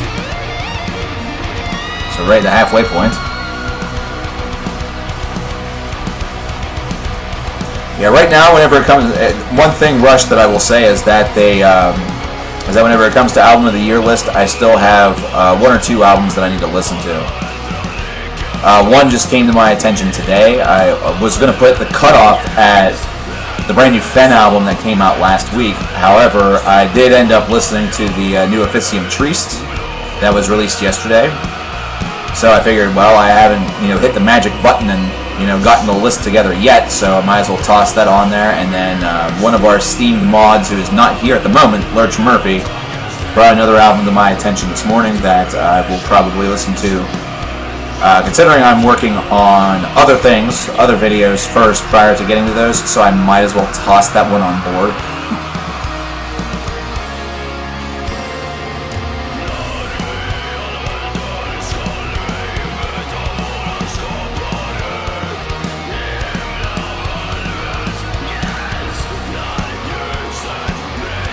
Blackwater, I'm not sure if you would enjoy the new Officium Triste or not. It might be one that you may want to examine just as a, just for fun, to see if maybe it would shake up the list a little bit. It is a pretty good album. I'm not sure if it's going to crack mine.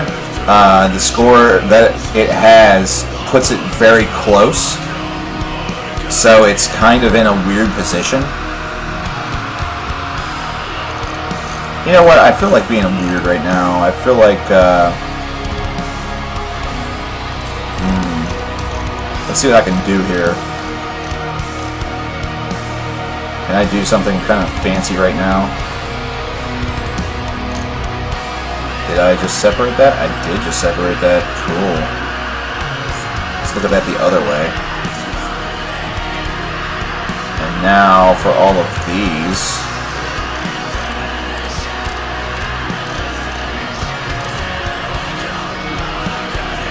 Kind of give me a little bit of a, oh yeah, there it is, there we go. Let's take a look at where number 50 is. Oh wow, couple of big albums that would just miss out. Damn. Wow. Okay, that is something else.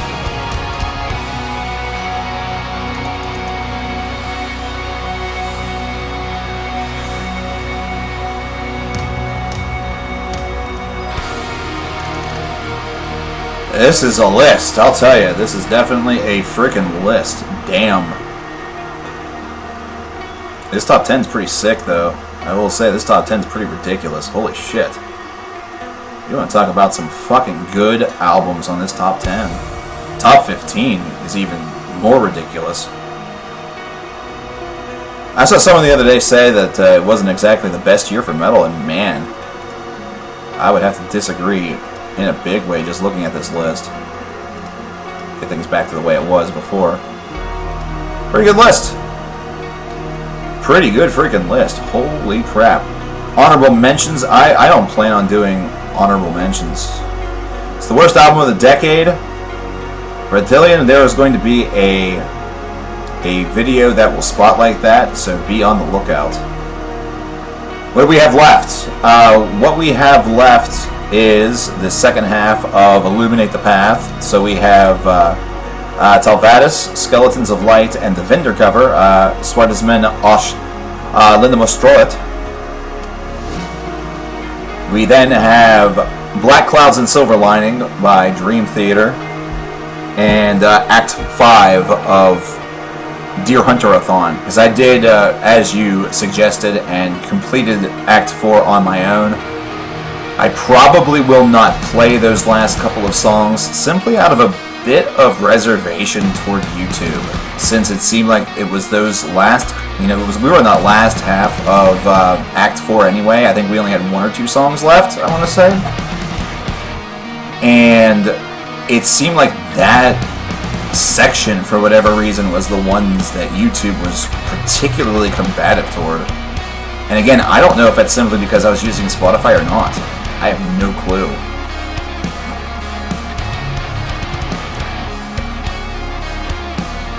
Have I ever heard of Meadow's End? In fact, I have. I have one of their albums that I received. I think it was directly from the band. Directly from the band or from a Metalhead box. They're pretty good. Oh, I love an Abstract Illusion. Meat Mund, you have nothing to worry about with that. If you're talking about Act 4, I still consider Act 3 of the Deer Hunter albums to be the best.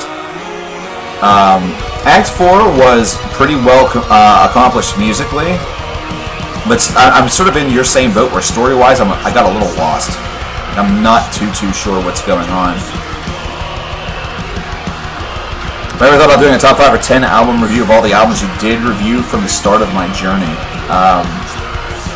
There is going to be somewhat of a weird retrospective, but it's going to be my top 50 albums of all time, so it's not quite the same thing.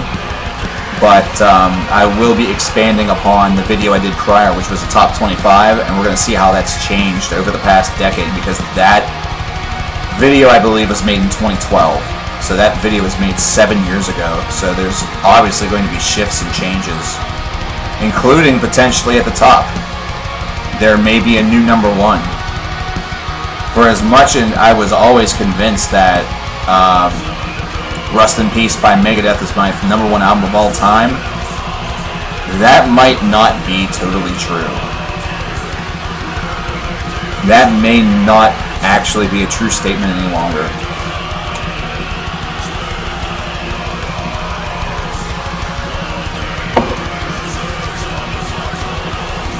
But a lot of the stuff that I have planned to do to finish up the channel, that's already been set. I don't plan on adding any other videos to that. So all I can say is keep an eye out. Of course, had the new video yesterday, why the Big 4 could be the Big 6 or the Big 7, which was recorded live here in a stream this past Tuesday. We'll have another video that's going to go up after this.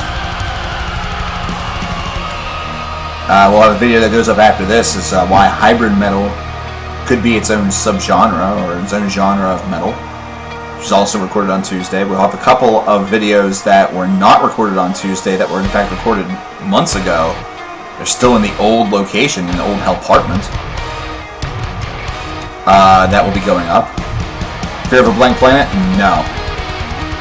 Nope, not Fear of a Blank Planet. It's not a Porcupine Tree album or an Opeth album. I do not think... I still have to make the list, but I don't think Rust in Peace gets the top spot. I think that ship has unfortunately sailed. So remember, it's a personal list. It's not like I'm looking at this from the history of metal standpoint and doing it with that. So, there's a level of the level of subjectivity to this video is a little bit bigger. The level of subjectivity is a little bit bigger. The Mantle. Interesting selection. Scenes from a Memory is another interesting selection. Damn. Okay, we have some pretty good guesses in chat. I'm going to say that a lot of these albums that you're mentioning they're very viable and good choices if they happen to be on your personal list. I am not going to reveal what mine is, however. I may have said a little too much by saying that it's not Fear of a Blank Planet or Scenes from a Memory. But those are two albums that I do hold very dear. I do hold both of those albums quite dear and consider them to be amongst the pinnacles, if not the pinnacle, for the band. For the respective bands. Same thing with the Mantle. The Mantle, it's got hot freaking competition with Ashes Against the Grain. That, for a lot of people, is a pick'em between those two albums, which, it obviously distances the remainder of Agaloc's discography as kind of like these second bananas, or like these disciples almost of these two, key critical albums. But And speaking of, that is a good discography in a day. Agalloch is an excellent candidate for discography in a day. Going from Pale Folklore to The Mantle to Ashes Against the Grain to Marrow of the Spirit to The Serpent and the Sphere.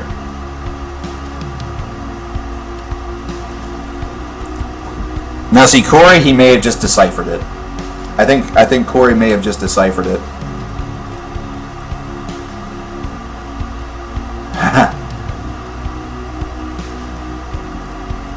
Right, but you have to realize, Meatmun, I mean, am I being honest or am I just jesting with something like that? I could say that for a number of albums. The Mantle, however, is just... That is an album that will always have a special place in my heart. And it is also an album that whenever I was talking with someone last year who was having some real difficulty, I suggested that they listen to that album. I'm not sure if they ever did or not. I was never able to follow up. You know what I mean? I wasn't able to follow up accurately, but I did pop over the album stream on YouTube. So I'm curious for like the past year or so if it was ever listened to. But things change, you know what I mean? Things change, times change, people change, etc. So we'll see. We've now made it to Televadis, which is actually a bit of a reprise of the melody of Drop This Planet of Dust. Actually, the transition between Abode of a God and Drop This Planet of Dust, which is going to be taking us into what what many people feel to be the pinnacle of an Abstract Illusion's very small discography, or songography, which is Skeletons of Light, a track that has been, from this band, the most requested song out of all of them. This is a 16-plus minute long epic. This song delivers in every single way.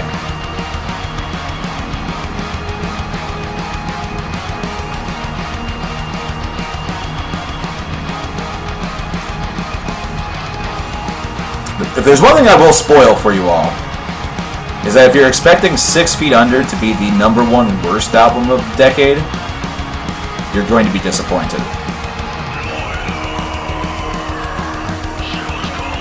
You will be very disappointed.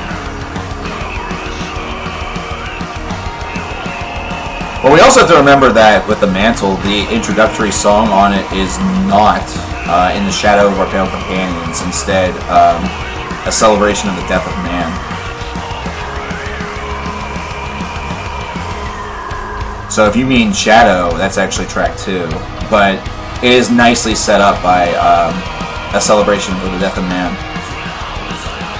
Which, if I remember correctly, I think the full quote is based off of Emerson.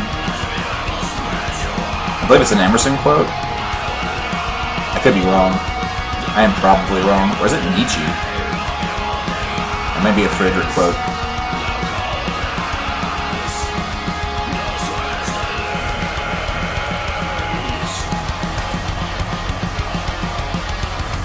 In a favorable sense.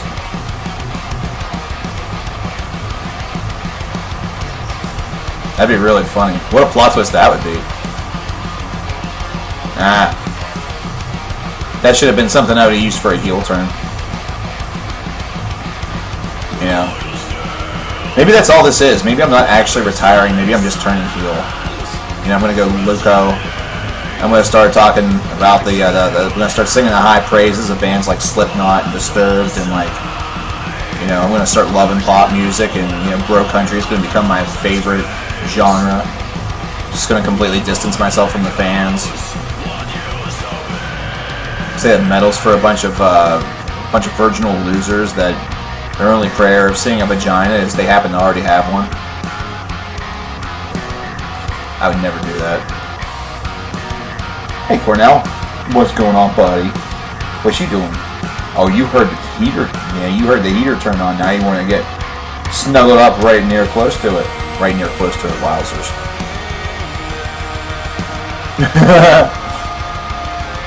Imagine if you actually said that in the middle of like an actual heavy metal show. Like, would you actually live to see the next day?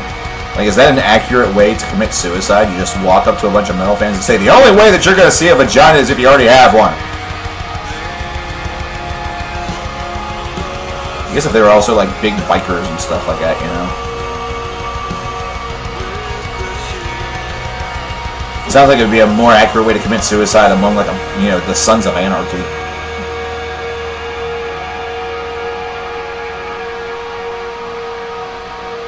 Oh, it'd be even worse if, like, if there was, like, a woman that was there, but she was really, really fat. Like, I know this sounds terrible. And he would just point her out and say, that counts for you, too, because I don't think you've seen yours in a while. Just rude. There's no room for that. God. Suicide. Hear me saying stuff like that legitimately, you know I've lost my mind. Call the white coats, have them take me away. Make me hug myself in a room full of pads, you know.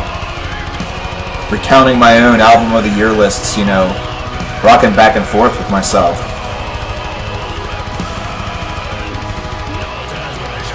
Sons of Anarchy, what happened in that show? It finished up. It wrapped up. There is a sequel show, or like a parallel show, I think called Mayans, that just came out recently. Yeah, wait until that fat woman catches you. Jesus Christ, yeah, I know.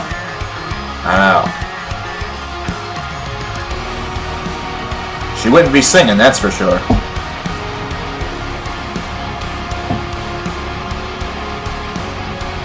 Okay, listen, if I'm going to turn heel, I'm going to be a lot more subtle than that. I mean, that's like Seth Rollins turning heel. Alright. Oh, they're already booing Seth Rollins. We're going to turn him heel because they're already booing. They won't have any excuse but to continue to boo him. Because if they cheer him, then our plan will have worked perfectly.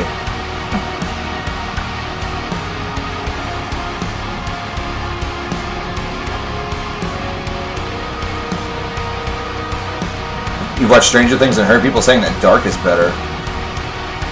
Stranger Things is a really good show, I have to say. I enjoyed what I watched of that. I haven't watched the newest season yet.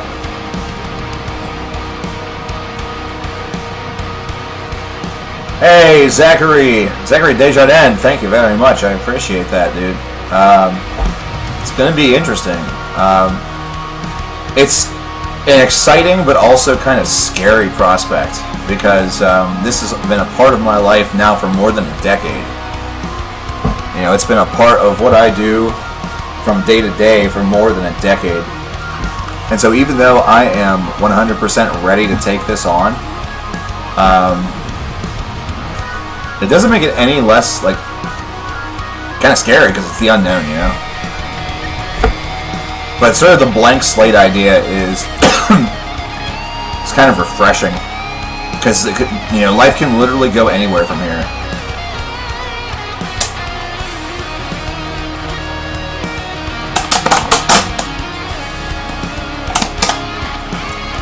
Yeah, turning heel means that you become a villain, a bad guy.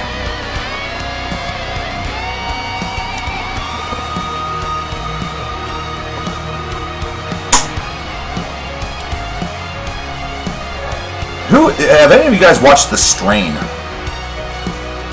I believe it was also an AMC show. Maybe it was on a different network.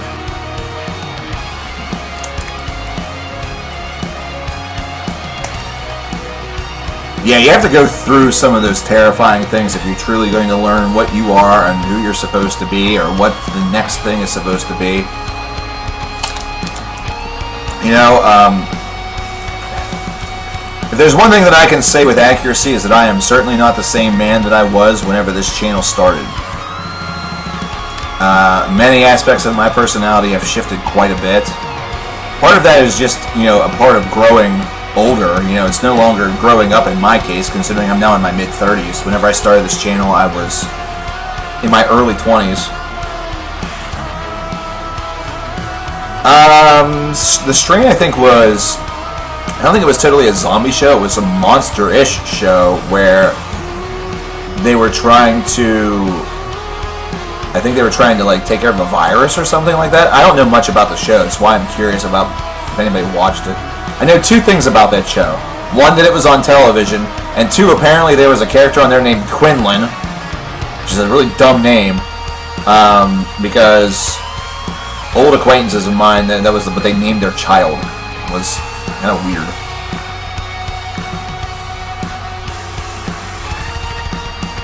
Oh, dude, fans of Game of Thrones should just read the Last Kingdom book series.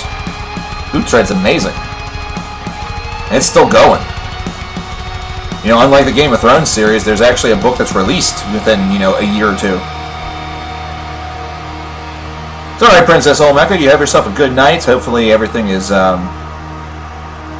know, okay over there. I don't want any harm to befall you, so wish you the best. See you on Tuesday. Hi, Firestar Hearts. Not too much is going on. Debating whether or not I want to actually drop $25 on Into the Fire, the NWA pay-per-view. Which I'm not even sure if that's if it's too late or not. It might have already started.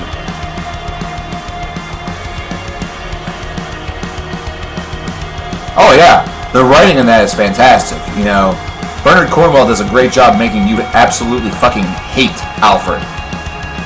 Because I'm sorry, whenever I was reading that series, I hated Alfred's guts. I wanted somebody to stab the bastard. Yeah, that's the thing, like, the card for the NWA show seems really good. But, and I know that it's going to be different than the actual show. It's going to be different than Power, because Power has to wrap everything up in the course of an hour. You know? Or in some cases, like 45 minutes. Whereas for this pay-per-view to be worth $25, they're going to have to go for probably 2 or 3 hours. You know? Oh, well, I would actually want to mark out and toss them the money. That's the thing. It's their first pay-per-view. It's their first pay-per-view. If I'm willing to toss money for Final Battle last night, which I did, for Ring of Honor, I think I can give NWA the same rub. At least once, you know. I feel like that's fair. Though I'm a little disappointed that I forgot about the discounted rate for Into the Fire, which I could have gotten for $5 off up until the 7th. If I had just gotten the pay-per-view early, which I was planning on doing and then just forgot. You know?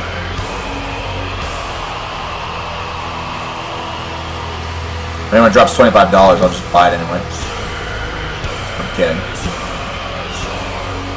Now, if anything, these donation funds are going to probably be going right back into my fucking vehicle, because I have a bad feeling that whenever I take it in for inspection next week, it's going to require a very, very expensive repair, like to the tune of like $1,000, which I am not looking forward to at all.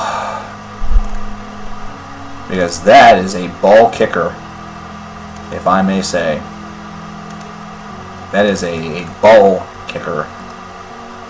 Gets you right in the old nutsack, right in the old fruit basket, right in the cash and prizes, right in the twig and berries.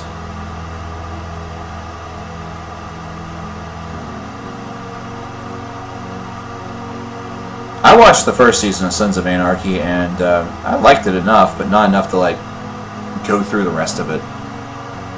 This was also all the way back whenever I wasn't watching stuff on Netflix, because I didn't have Netflix where I was living. This is before I moved into, you know,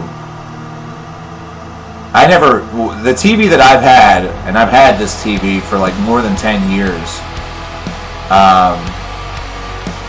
doesn't come with, you know, it's not a smart TV, so it doesn't have like the Netflix and everything like attached to it, like a Roku television does. Now I have a television out in the main living room that does, but I didn't have it out there. I had I had an Xbox, which turned into a paperweight pretty quick because it was an Xbox, duh. But I didn't have the option back whenever I was living in Studio 1.0, like a billion years ago. But I did buy the first season of Sons of Anarchy, and I did like it. I never ended up following up. In fact, I sold that copy of Sons of Anarchy back to the store I was working, you know, where I bought it. because I used the funds from having a bit of a DVD fire sale to pay the security deposit on my first apartment. Dexter was a really good show. Burn Notice was also excellent. Burn Notice I've run through a couple of different times, and I've always enjoyed the experience. The Mentalist is also pretty fantastic, though I haven't seen some of the later seasons of The Mentalist. But Season 1 of The Mentalist is pretty much untouchable. It's great TV. Season 2 is also fantastic.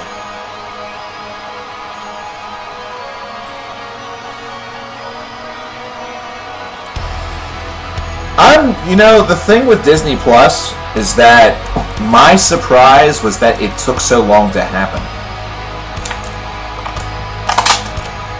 Like, I'm a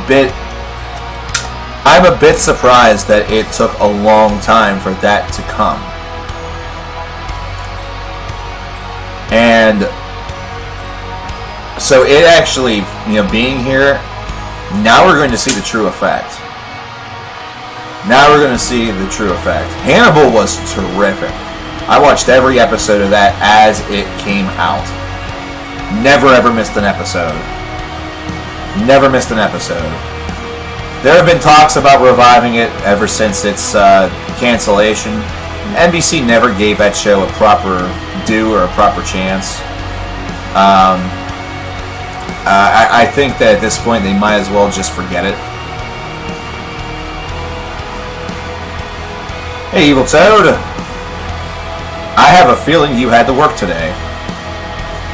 I have a bad feeling that you had to work today and you were not happy about that. Oh, I agree 100% Blackwater Rust. I think it was season 5 or 6 whenever I just stopped watching. I just stopped. I was like, no fucking thank you.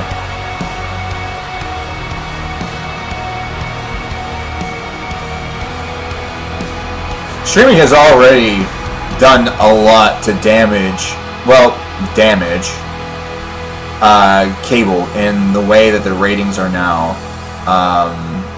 designated and what they look like.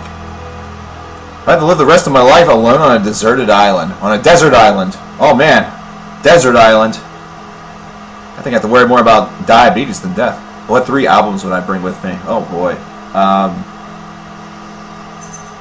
Damn. I don't know, man. That's a really good question. Oh boy.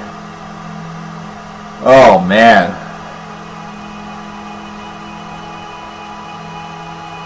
Still Life by Opeth. The Mantle by Agalok. I don't know about the third one. Probably something Porcupine Tree. Maybe. Now I'm not even sure how happy I'd be with those picks. I think I'd be just, ugh. After hearing the same thing for so long, you'd probably just get sick of it.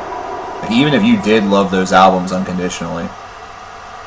Yeah, the desert island question is just always rough. I like the idea of a desert island, though. Because if I ever get really, suicidal, I can just eat myself into a diabetic coma and die. Not only is The Walking Dead's getting another spin-off show, isn't it? Like, they had Fear of the Walking Dead. Now, isn't there another one that's coming up? I think it's this spring, or right after the first of the year. Isn't there another spin-off show that's coming? Yeah, 60-hour work week. Damn, dude. Hey, the money will look nice at least. Is the money worth your sanity? Give or take. But yeah, streaming has already knocked into ratings quite a good bit. I mean, there's still a ton of folks that will watch television because they know the shows or they're excited about the shows for whatever reason. And not everybody, everybody really has, a Netflix or something capable if they have a smart TV. There's ways to get to it, but there are some folks out there. In fact, there's a very large margin of folks out there within the baby boomer generation, the older folks that don't know how to operate that stuff and either don't want to learn or feel that it's a little bit too, a little bit too much, BS. They like some of their, with TV it was kind of simple, Netflix solved the idea of there never being something on, but it created the new problem of you might be looking and there's nothing on there that you want to watch. Like you have to take in order to have something to watch, you sometimes have to take a leap, and that's why they want you to have the playlists or the wish list or the watch list or whatever the fuck it's called, That way, whenever you don't know what you want to watch, you just pick on one of those things, you're just like, boop. That's it. That's whenever you try something. Coral! Where's Coral? Anyway, I don't know. The one thing that always happens with me whenever I'm on Netflix and on all those different services is that I see 1,001 things I probably would want to check out, but if it's an actual television show, I don't know if I want to devote time to it. Like last night, I watched Mindhunter for the first time. I watched the first episode of it. And I enjoyed the first episode. And I know pilots are rough, First episodes are never, a good setting on what a series is going to be like yet, But that was all I wanted to watch last night. I just wanted to watch, an hour of something. I just wanted to watch an hour of something. So, will I go back to Mindhunter like tonight or some other night? Yeah, I probably will. But a lot of times whenever I look for something to watch, I don't want to do that jump around shit where if I try something else, try something out and I don't like it, then I have to go and look again. It's kind of a weird thing. It's kind of a weird thing because, whenever you're using Netflix or whatever, a lot of times that's a commitment that you decided to make. You decide to make that commitment. Whereas if you just put something on TV and leave the TV on, you can have that as background noise with no issue. Used to be in the early days of the channel whenever I was editing and stuff like that, I had a TV and I'd watch stuff or I would have it on in the background while I was editing. Or whenever I was researching, or I had my headphones on, was listening to something, I would just have something to look at every so often, you know what I mean? Like, it's just whatever. But,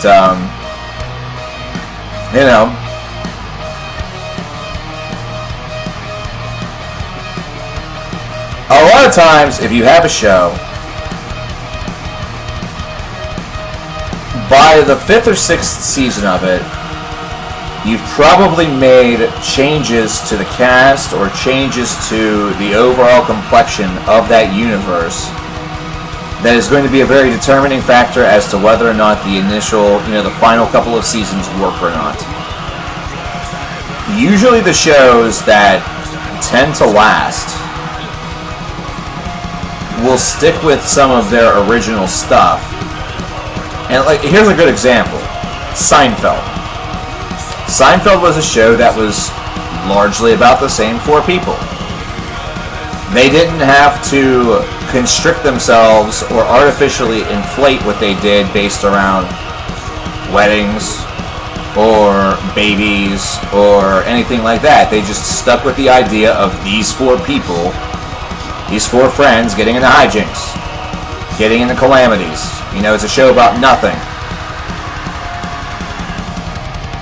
This is an Abstract Illusions Illuminate the Path.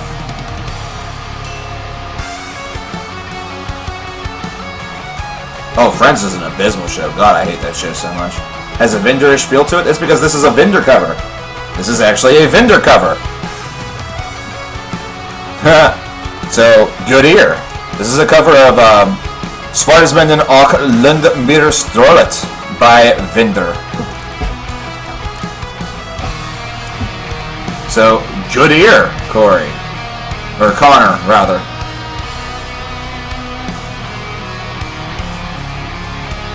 March comes in like a lion. I know that anime can have some quite interesting titles, but what is this about, Meatman? I'm now dreadfully curious, simply because of the randomness, I would say, of that title. It's interesting. Do tell. Do share. Share with the class. The class wishes to know. Also, our queue right now is empty. I mean, sure, we could go into Black Clouds and Silver Linings by Dream Theater, or we could maybe see if we can wrap up Act 5 of Deer Hunter Palooza. I think NWA and the Fire comes on in about 20 minutes or so. Oh, shit! Uh-oh. Well, fuck. If anybody wants to get anything in for Monday, or Tuesday, I guess. Come on, folks. Let's see it. We're running out of queue.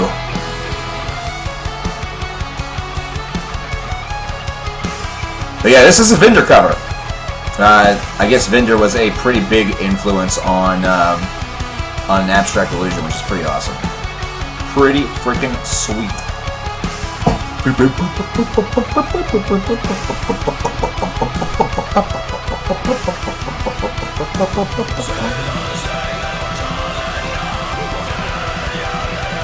Oh God! Yeah, I'm gonna have to make a decision on Into the Fire and quick. Oh yeah, Vinder's incredible. Absolutely ridiculously good. Remember, all requests are $1 per minute.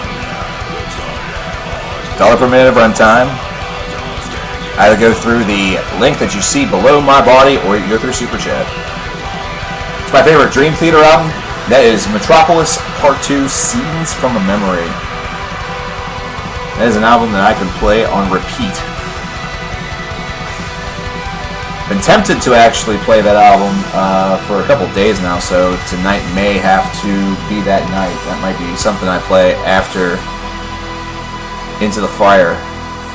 So I think I am going to take a jolt with that. I think it's going to happen. Uh-oh. Somebody's come on board. Evil Toad's come on board. He's waking us up. And that's Illuminate the Path. That's Illuminate the Path by an Abstract Illusion. If you guys liked it, you should listen to it again on your own time. Mechana, The World We Lost. The $19 donation from our boy Evil Toad.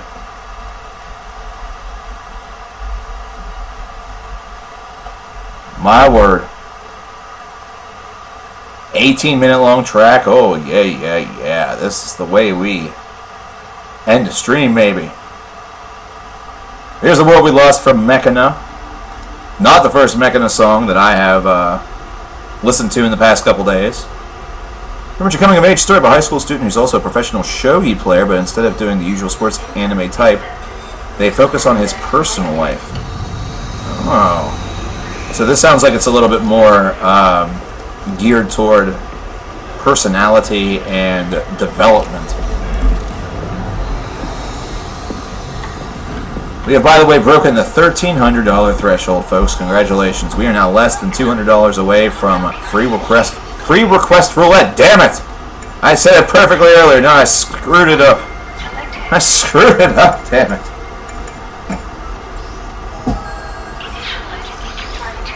Ever thought about reviewing an album or artist that's completely out of my element? I've done that throughout my career. Reviewed Kendrick Lamar, Lupe Fiasco, and a couple of others. I've done some rap, I've done some pop. I've reviewed John Mayer, I believe, at one point. Justin Timberlake, I talked about. Volum, unfortunately, has not been on the last couple of streams. I've been keeping my eye out for him. I've been trying to keep my eye out for him. Chris Carter tossing $5 Canadian. So what do you think of Cow Decapitation and Whitechapel were possessed this year? The Cow Decapitation is a pretty good album. Again, the question is, will it make the list? I should have completely and totally looked at that whenever I did a little game over here with my logbook. Maybe we will go back to it. And we'll take a look at Possessed and Whitechapel while we're at it. But Whitechapel album was okay. Whitechapel stuff's been okay. Possessed, it's a nice return. You know, I like the return of this band. Didn't quite have sort of the same feeling of, you know, this album is legendary based off of it. Oh wow, I just did absolutely nothing. I love it when that happens. I had absolutely nothing to affect that.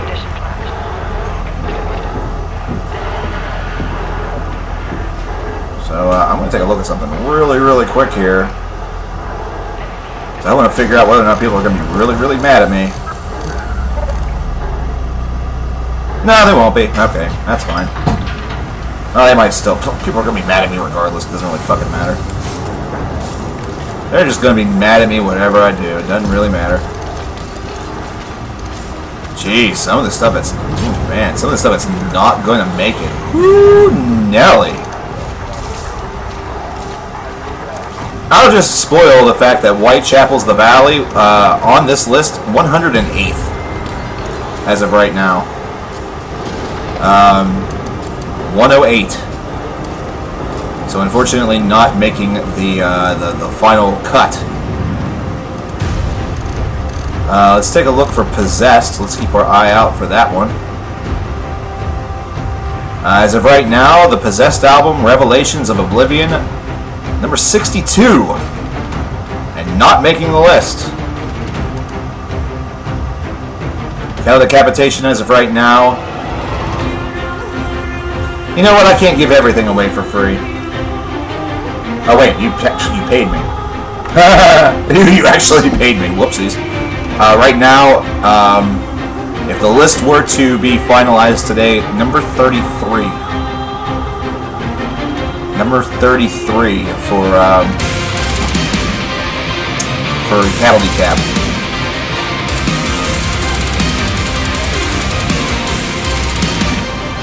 I might have to actually turn that down just a skosh. There we go. So if that's loud for me, that's definitely loud for you. Thank you very much, Chris. I appreciate that. Appreciate the question. I have to do a little bit of conversion as a result of it. Because I don't know what means what. That's stupid. I dummy. I a dummy.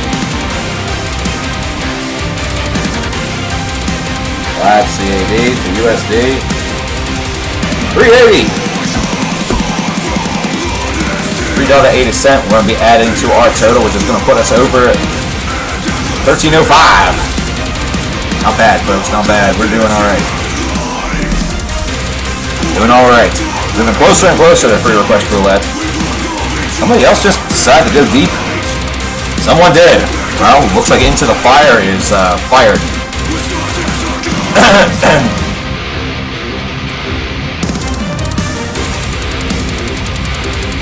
Because that name looks familiar.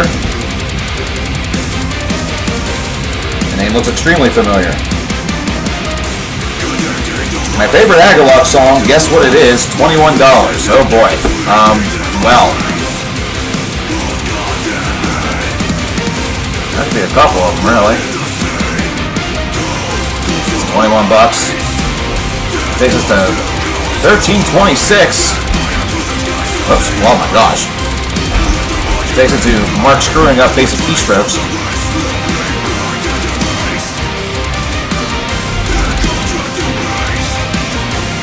And I talked to Lettuce Death. Texted very little today. I don't know what's going on, really. Thinking maybe we would talk tonight, but I don't know if that's going to happen. Something's a little off, and I don't know what it is. It's kind of freaking me out a bit, but kind of just have to go with it a little bit. Kind of just have to go with it, I guess. I don't know if maybe something has happened ever since she came back from Chicago. I know that I've been a little, you know, I've not been a very talkative person outside the stream over the past couple of days myself, so I don't know, things are probably fine. I can't imagine that stuff's horrible, but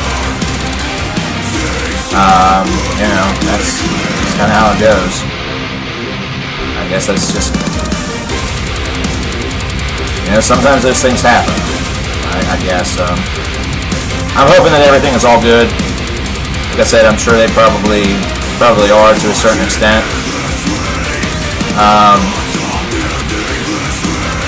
I don't consider her the type that would,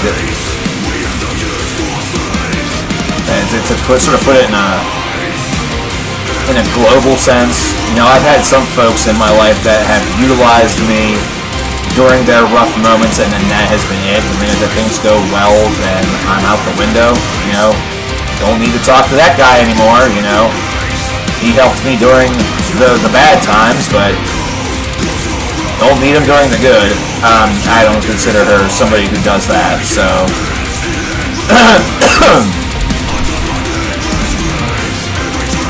You know, whatever is happening is probably just a lot going on. That's all that I can say.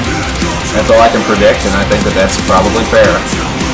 You know, I have stuff that I'm doing and going through, and you know, are a pretty big part of what's going to be happening over the next couple weeks.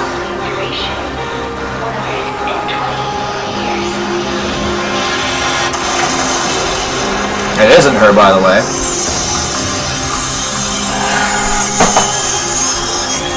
See, people know that I stream, and then they just fucking don't care. Hello. How can I help you? I'm streaming. Yeah, well, if I died, you'd hear from the papers. Understandable. What's up? Huh? Everything's been fine. Yeah, there's been no issues over here. Oh yeah, that's good. That ain't problematic. Yeah. So for a little while.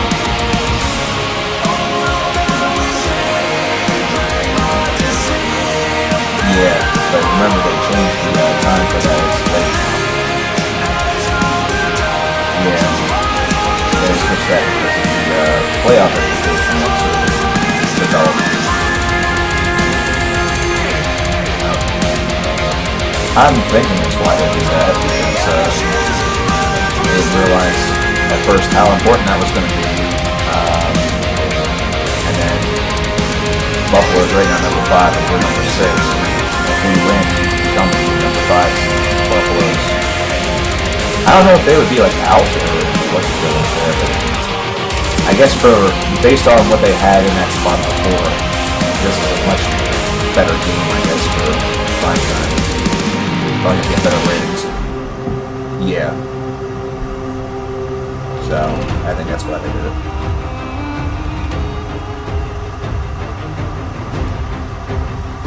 Yeah, I'll have that to bring over for you tomorrow. I have it done. So you'll be able to send that in. Like I said, it's going to be... There's a lot of favorites that I think I picked. I didn't pick ahead of a bunch of because I don't know that much more. We're pretty deep when it comes to college. But, a couple shots in the dark here. Yeah, it's just for fun anyway. It's not like there's anyone on. Yeah. I have no idea.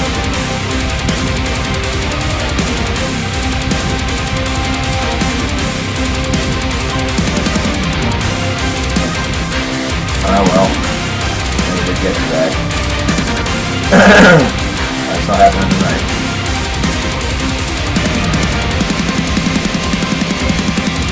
Yeah, we definitely will. After. Can't stay there forever. Alrighty. About 4 o'clock.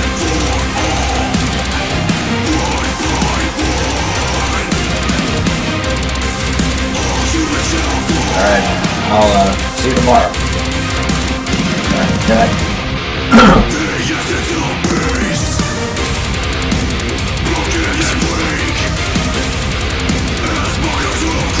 Oh.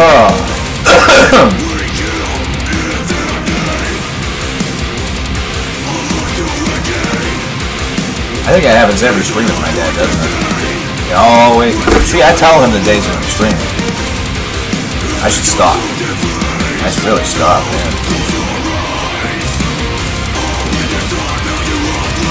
Anyway, trying to guess what this favorite song might be. His favorite Agalok track. There's a couple that come to mind. The first one that really stands out to me would probably be Faustian Echoes. That seems like it would also match the. I think that would match the amount. I think that, if I remember correctly, I think that's about a 21-minute song. The maniacal laughing on the last stream we followed up in one of the year's last streams. Okay, there will be more laughing. It will be laughing with an echo, such as my voice right now. Coughs probably don't help.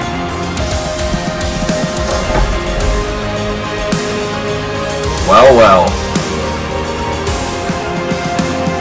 As we return back from our echo state, we have 40 further dollars from Meatmine.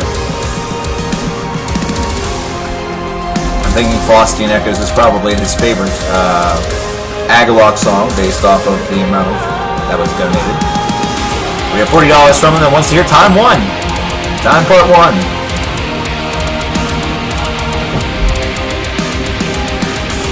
The question is, will we get to that today, or will we get to that some other time? It's the real question here. It's a choice that I'm going to have to make in quick order. Anybody who is familiar with using Bleacher Report, or I think it's on Bleacher Report, is that on VR? Oh boy, I need to take a look at this. That's, if you order that, like, you can order that after the fact, can't you? Like, after the event has already been completed and you'll just watch it. Like, that's not something where you have to order it beforehand. Is that how that works with Fight?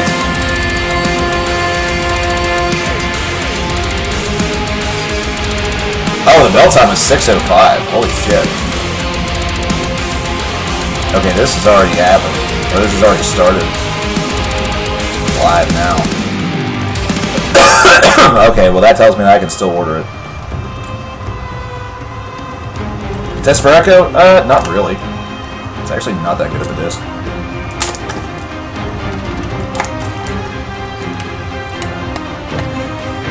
I'm getting kind of hungry too, because despite the fact that I was eating those fig bars, those fig Newtons, I'm still getting hungry. I haven't really had anything substantial aside from that. Oh, I didn't hit the magic button on something. Hold on. I'm supposed to hit the magic button whenever we finish to illuminate the path on that right there. Just drop us the entire album.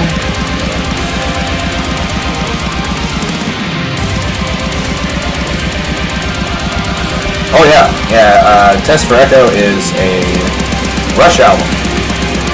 Not among my favorites, but you know, it's Rush, so it doesn't necessarily suck.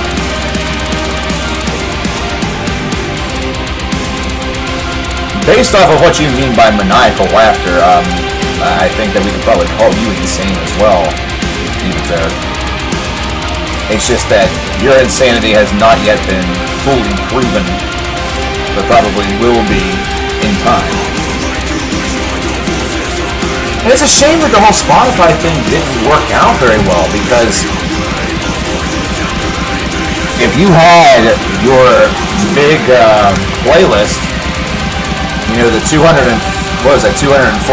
playlist, the 4-hour playlist, like over there, shit, I could have just hopped onto yours and played it there.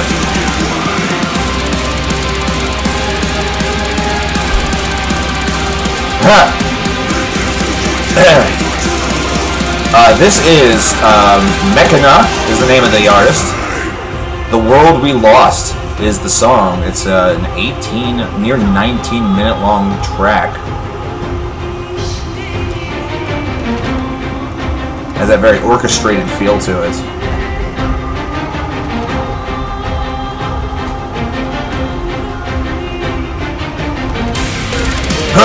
Oh boy. Tell you what else I need is I need a little break here coming up.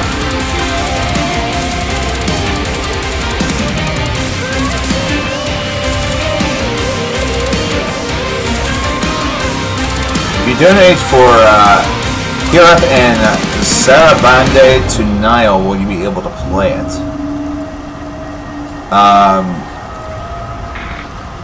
I'm a little confused as to what that means. What would be the... If the stuff's on YouTube, I don't see what the problem would be.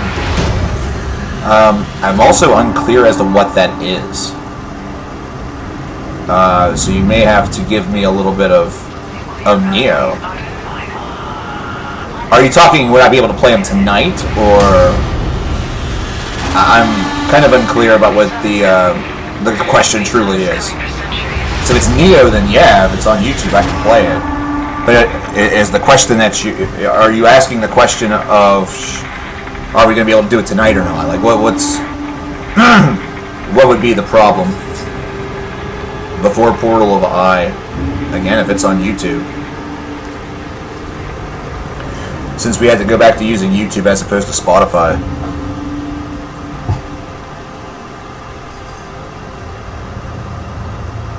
Is that the stuff that was made available only to the Patreon backers?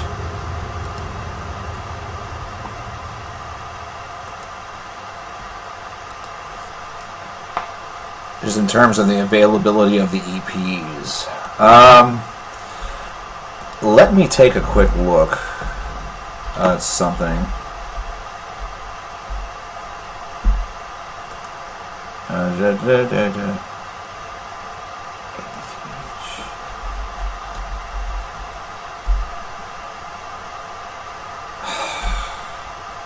Actually going to make me spell it out, you jerk-offs.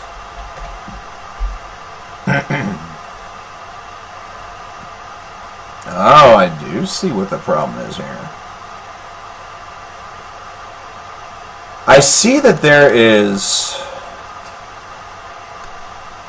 Let me take a look at this real fast. This is best of... Does this playlist dive into that stuff? Oh, Cracker Jacks.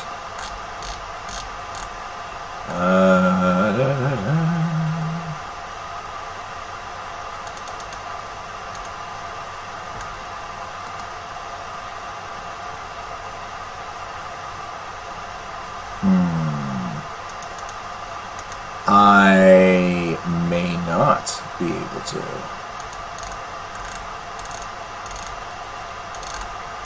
Good chance I probably won't. So I will. For right now, I would say probably not. I probably would not be able to.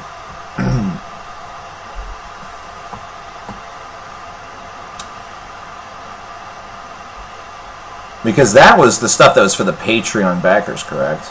Like, you had to... Like, that's not something that's available to everybody. Because I know that on Toby Driver of Model in the Well and KO Dot fame on his Bandcamp page, if you subscribe to that, you get access to just a boatload of old... like live albums and demo albums and demo recordings for both Modelin and for KO Dot. That is really a struggle to find anywhere else, and I'm pretty sure any time it gets put up, it gets taken down.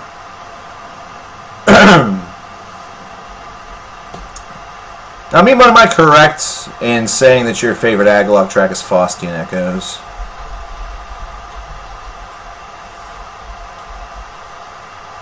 I believe I'm correct in that, because I believe that you've donated for this before.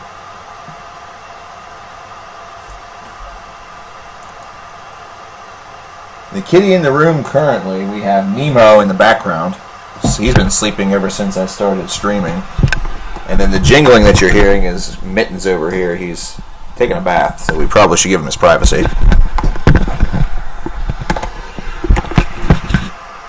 made 300 copies each for the original backers, and now they gave out digital copies.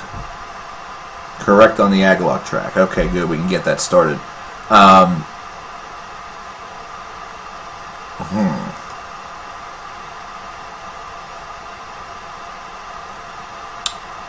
For some reason, I felt like I was a Neo backer for a while there.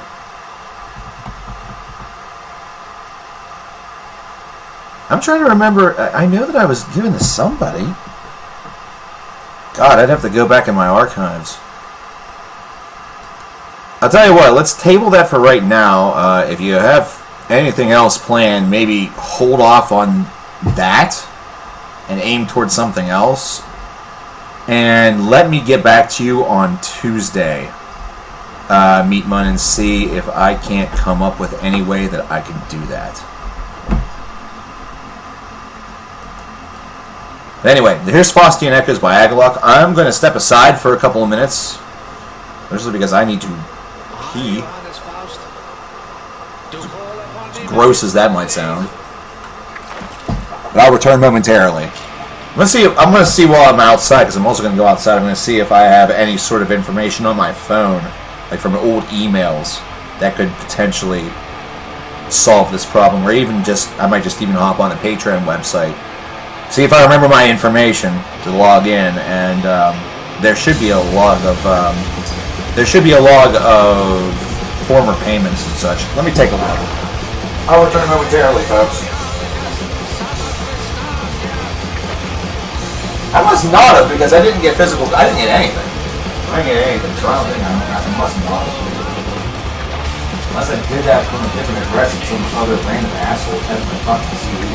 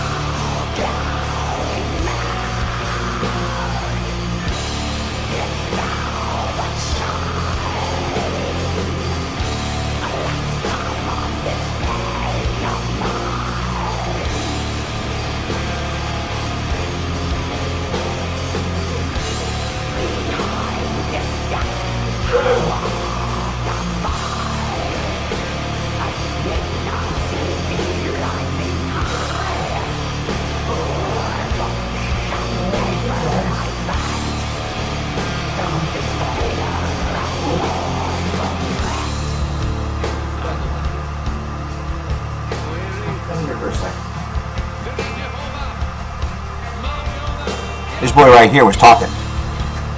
Now he's just purring. This is Cornell. Maybe you don't know. Look how big he is. Look how big he's become. This is the same cat that, if you know my starting soon screen, this is the same cat. Look how fucking big. Look how big. He's such a big boy. It's crazy.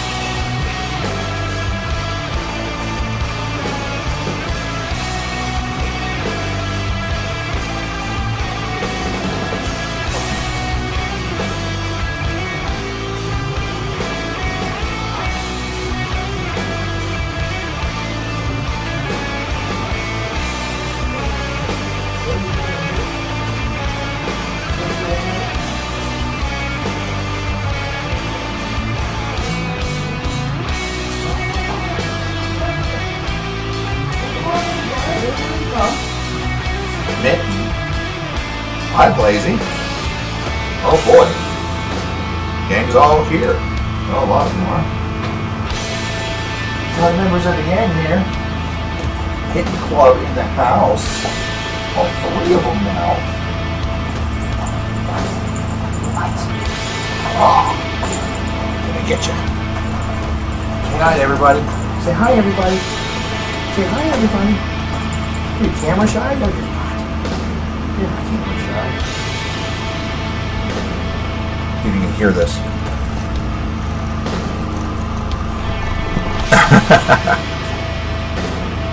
you go. Yeah, you know. You know what it means. I'm gonna sit with you. There's Blazy Girl from Maru. Mama's coming in.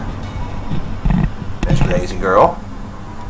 There you can see Ember. She was interacting with Mittens. Mama's over there with her butt in the air. She's scratching on that thing, which is right in front of Sweet Charlotte. Sweet Charlotte's daughter has now been filled, as I found another box of CDs that I hadn't put out. I used the rest of the space for some DVDs, which... Who wants some DVDs? Hey, y'all want some DVDs? Let me get y'all some DVDs. That house stuff I'm keeping. Who wants Walking Dead Season 1 and 2? Give me a good rate.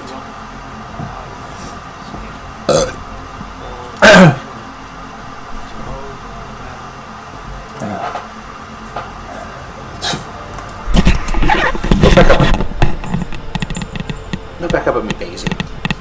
There's Blazy. She's looking up like, what's going on? I'm just trying to sleep. I'm trying to rest. There's Emperor. Ow. That was my toe. I'm sorry. You were hurting my toe, though.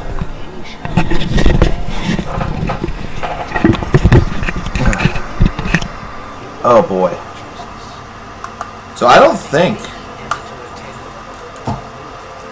Oh, here we go again. This is the same thing that was happening the other day on Thursday. It says, heads up, we've detected copyrighted audio in your stream. Your stream may be temporarily blocked. This is what happened shortly before it got blocked. Apparently I have made a list or something. No, she didn't bite me. It was she was digging her claws into my big toe whenever she was putting her little feet up. No bites. No bites. She does bite, but she bites really, really soft. But she sometimes gets so excitable that she digs into the skin a little bit, which is okay. But that's whenever I know she's a little too excited, It means we need to calm. It means we need to calm a little bit. You have a little bit of water in your head. Are you in the bathroom again? Are you in the shower? What were you doing? Where were you? Doesn't matter if you were in the shower.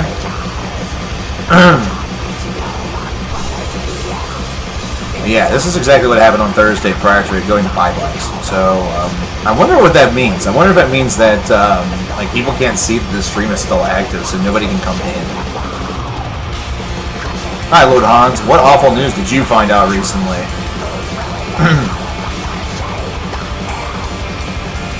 Just what I need, more bad news.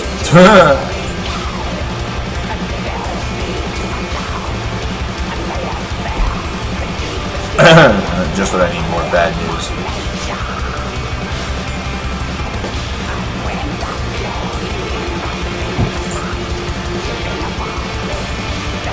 What did you find out, brother? I looked at Patreon, by the way, while I was out. I couldn't really get to a part that showed history, which, if I would have donated to them, it would have been a long time ago. It would have been a number of years ago.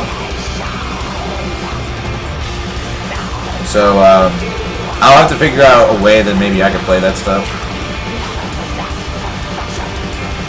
So, if I'm able to do that, I'll be sure to let you know on Tuesday. As of right now, it's looking like, not unless I found some backdoor way, no. And I guess there was one dude that had it as part of a playlist, but there's a big warning that was probably going to get taken down soon, because everything that has those songs on it gets taken down from YouTube very quickly. I haven't looked. I'm actually now very curious about something else. I doubt that it's been placed on Spotify. No, it definitely isn't. I have... Oh gosh, the parody/review of The Wall I have not watched. And I have done well thus far of avoiding it. Of not having that be a part of my life. It may be wise of me to not. That may be of my best... That might be me living my best life by steering clear.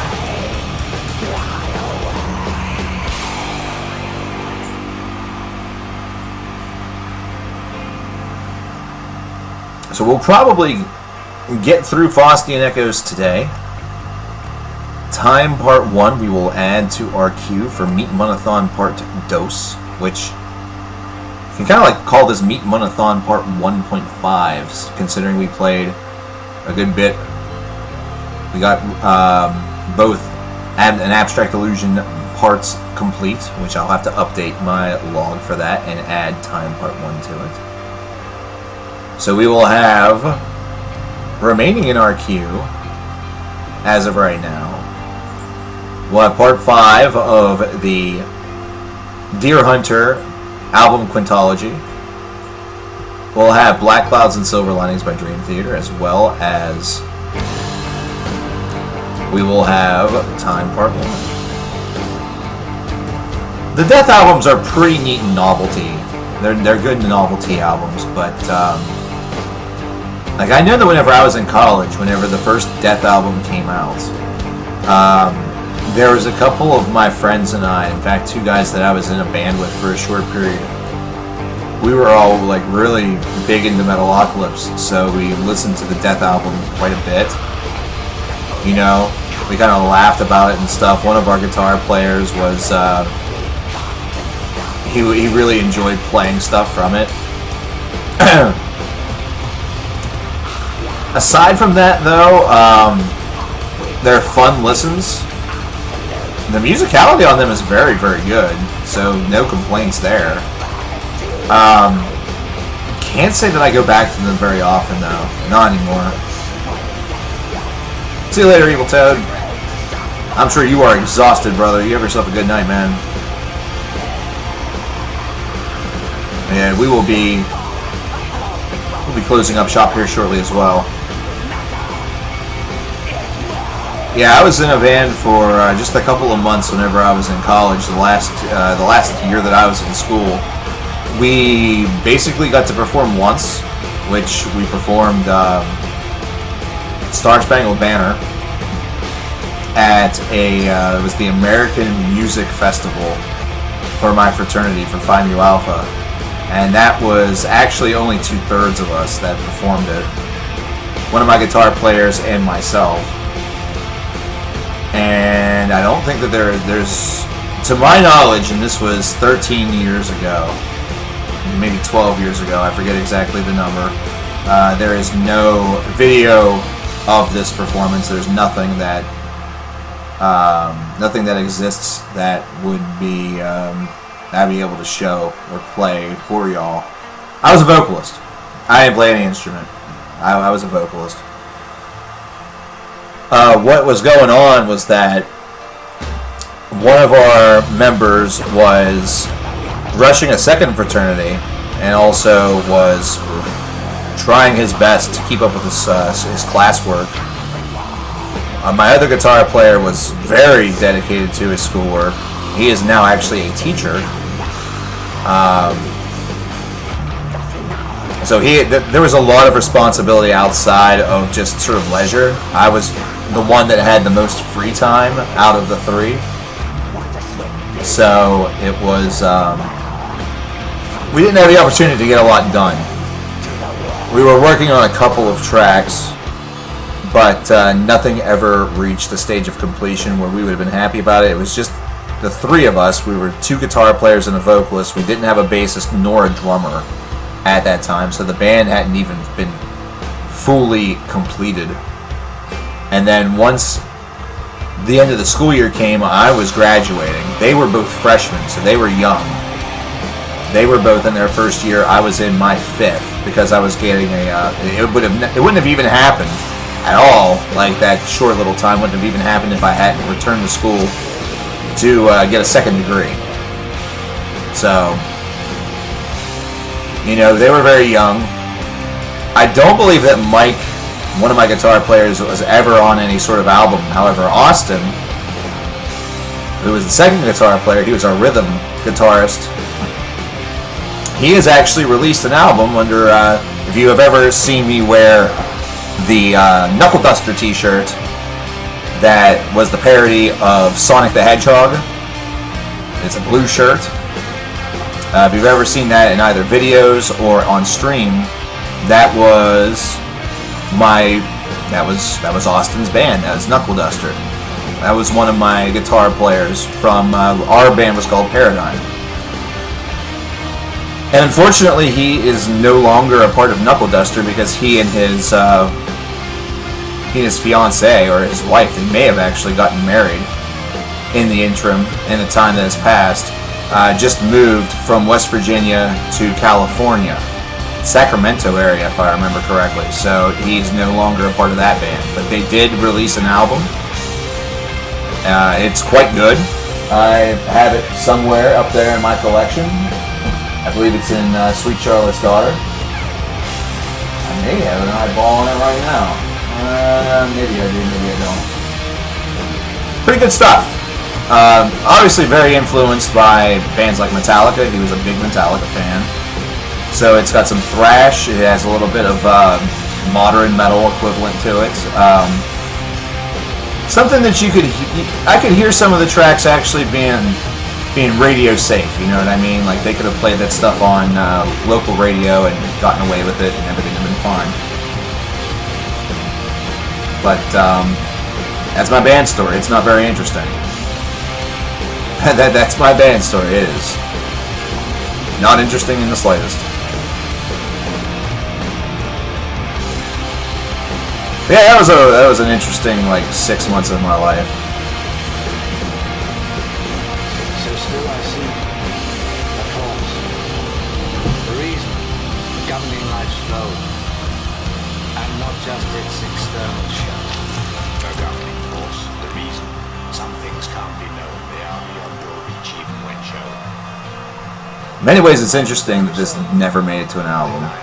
But Agalloch did a lot of small one-off releases and things like that, little EPs and releases like that. Do you mean that words are greater yet than If you've listened to just the stuff that's on their albums, you have not gotten the full Agalok story. I can't describe these, yet I know they're in my breast. What are they? Without substance, as mysteries. In that case, man is only air as well.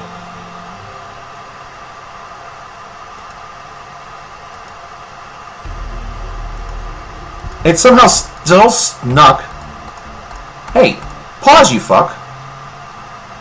This mouse is dead. I mean, it's just dead.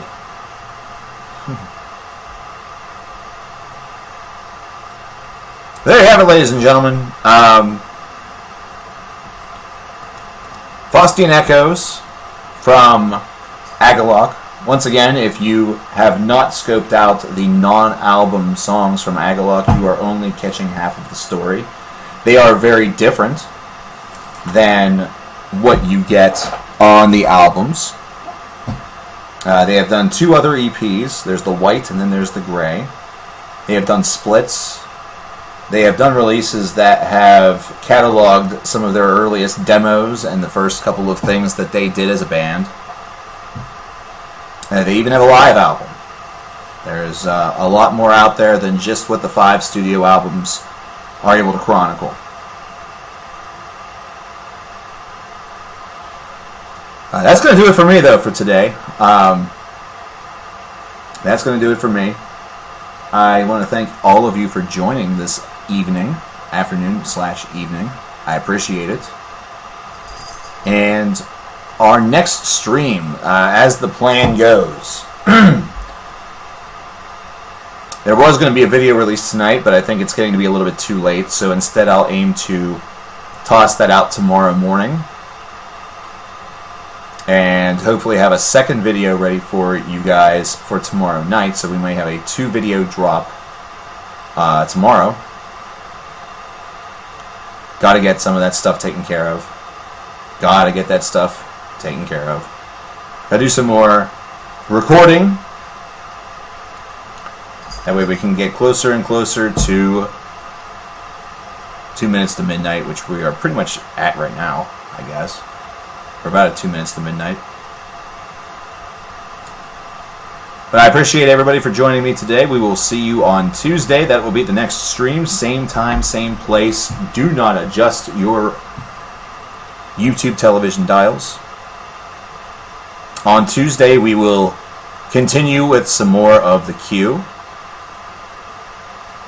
But I will also encourage those of you who are not named either Evil Toad or Meatmun, do come, donate, and participate.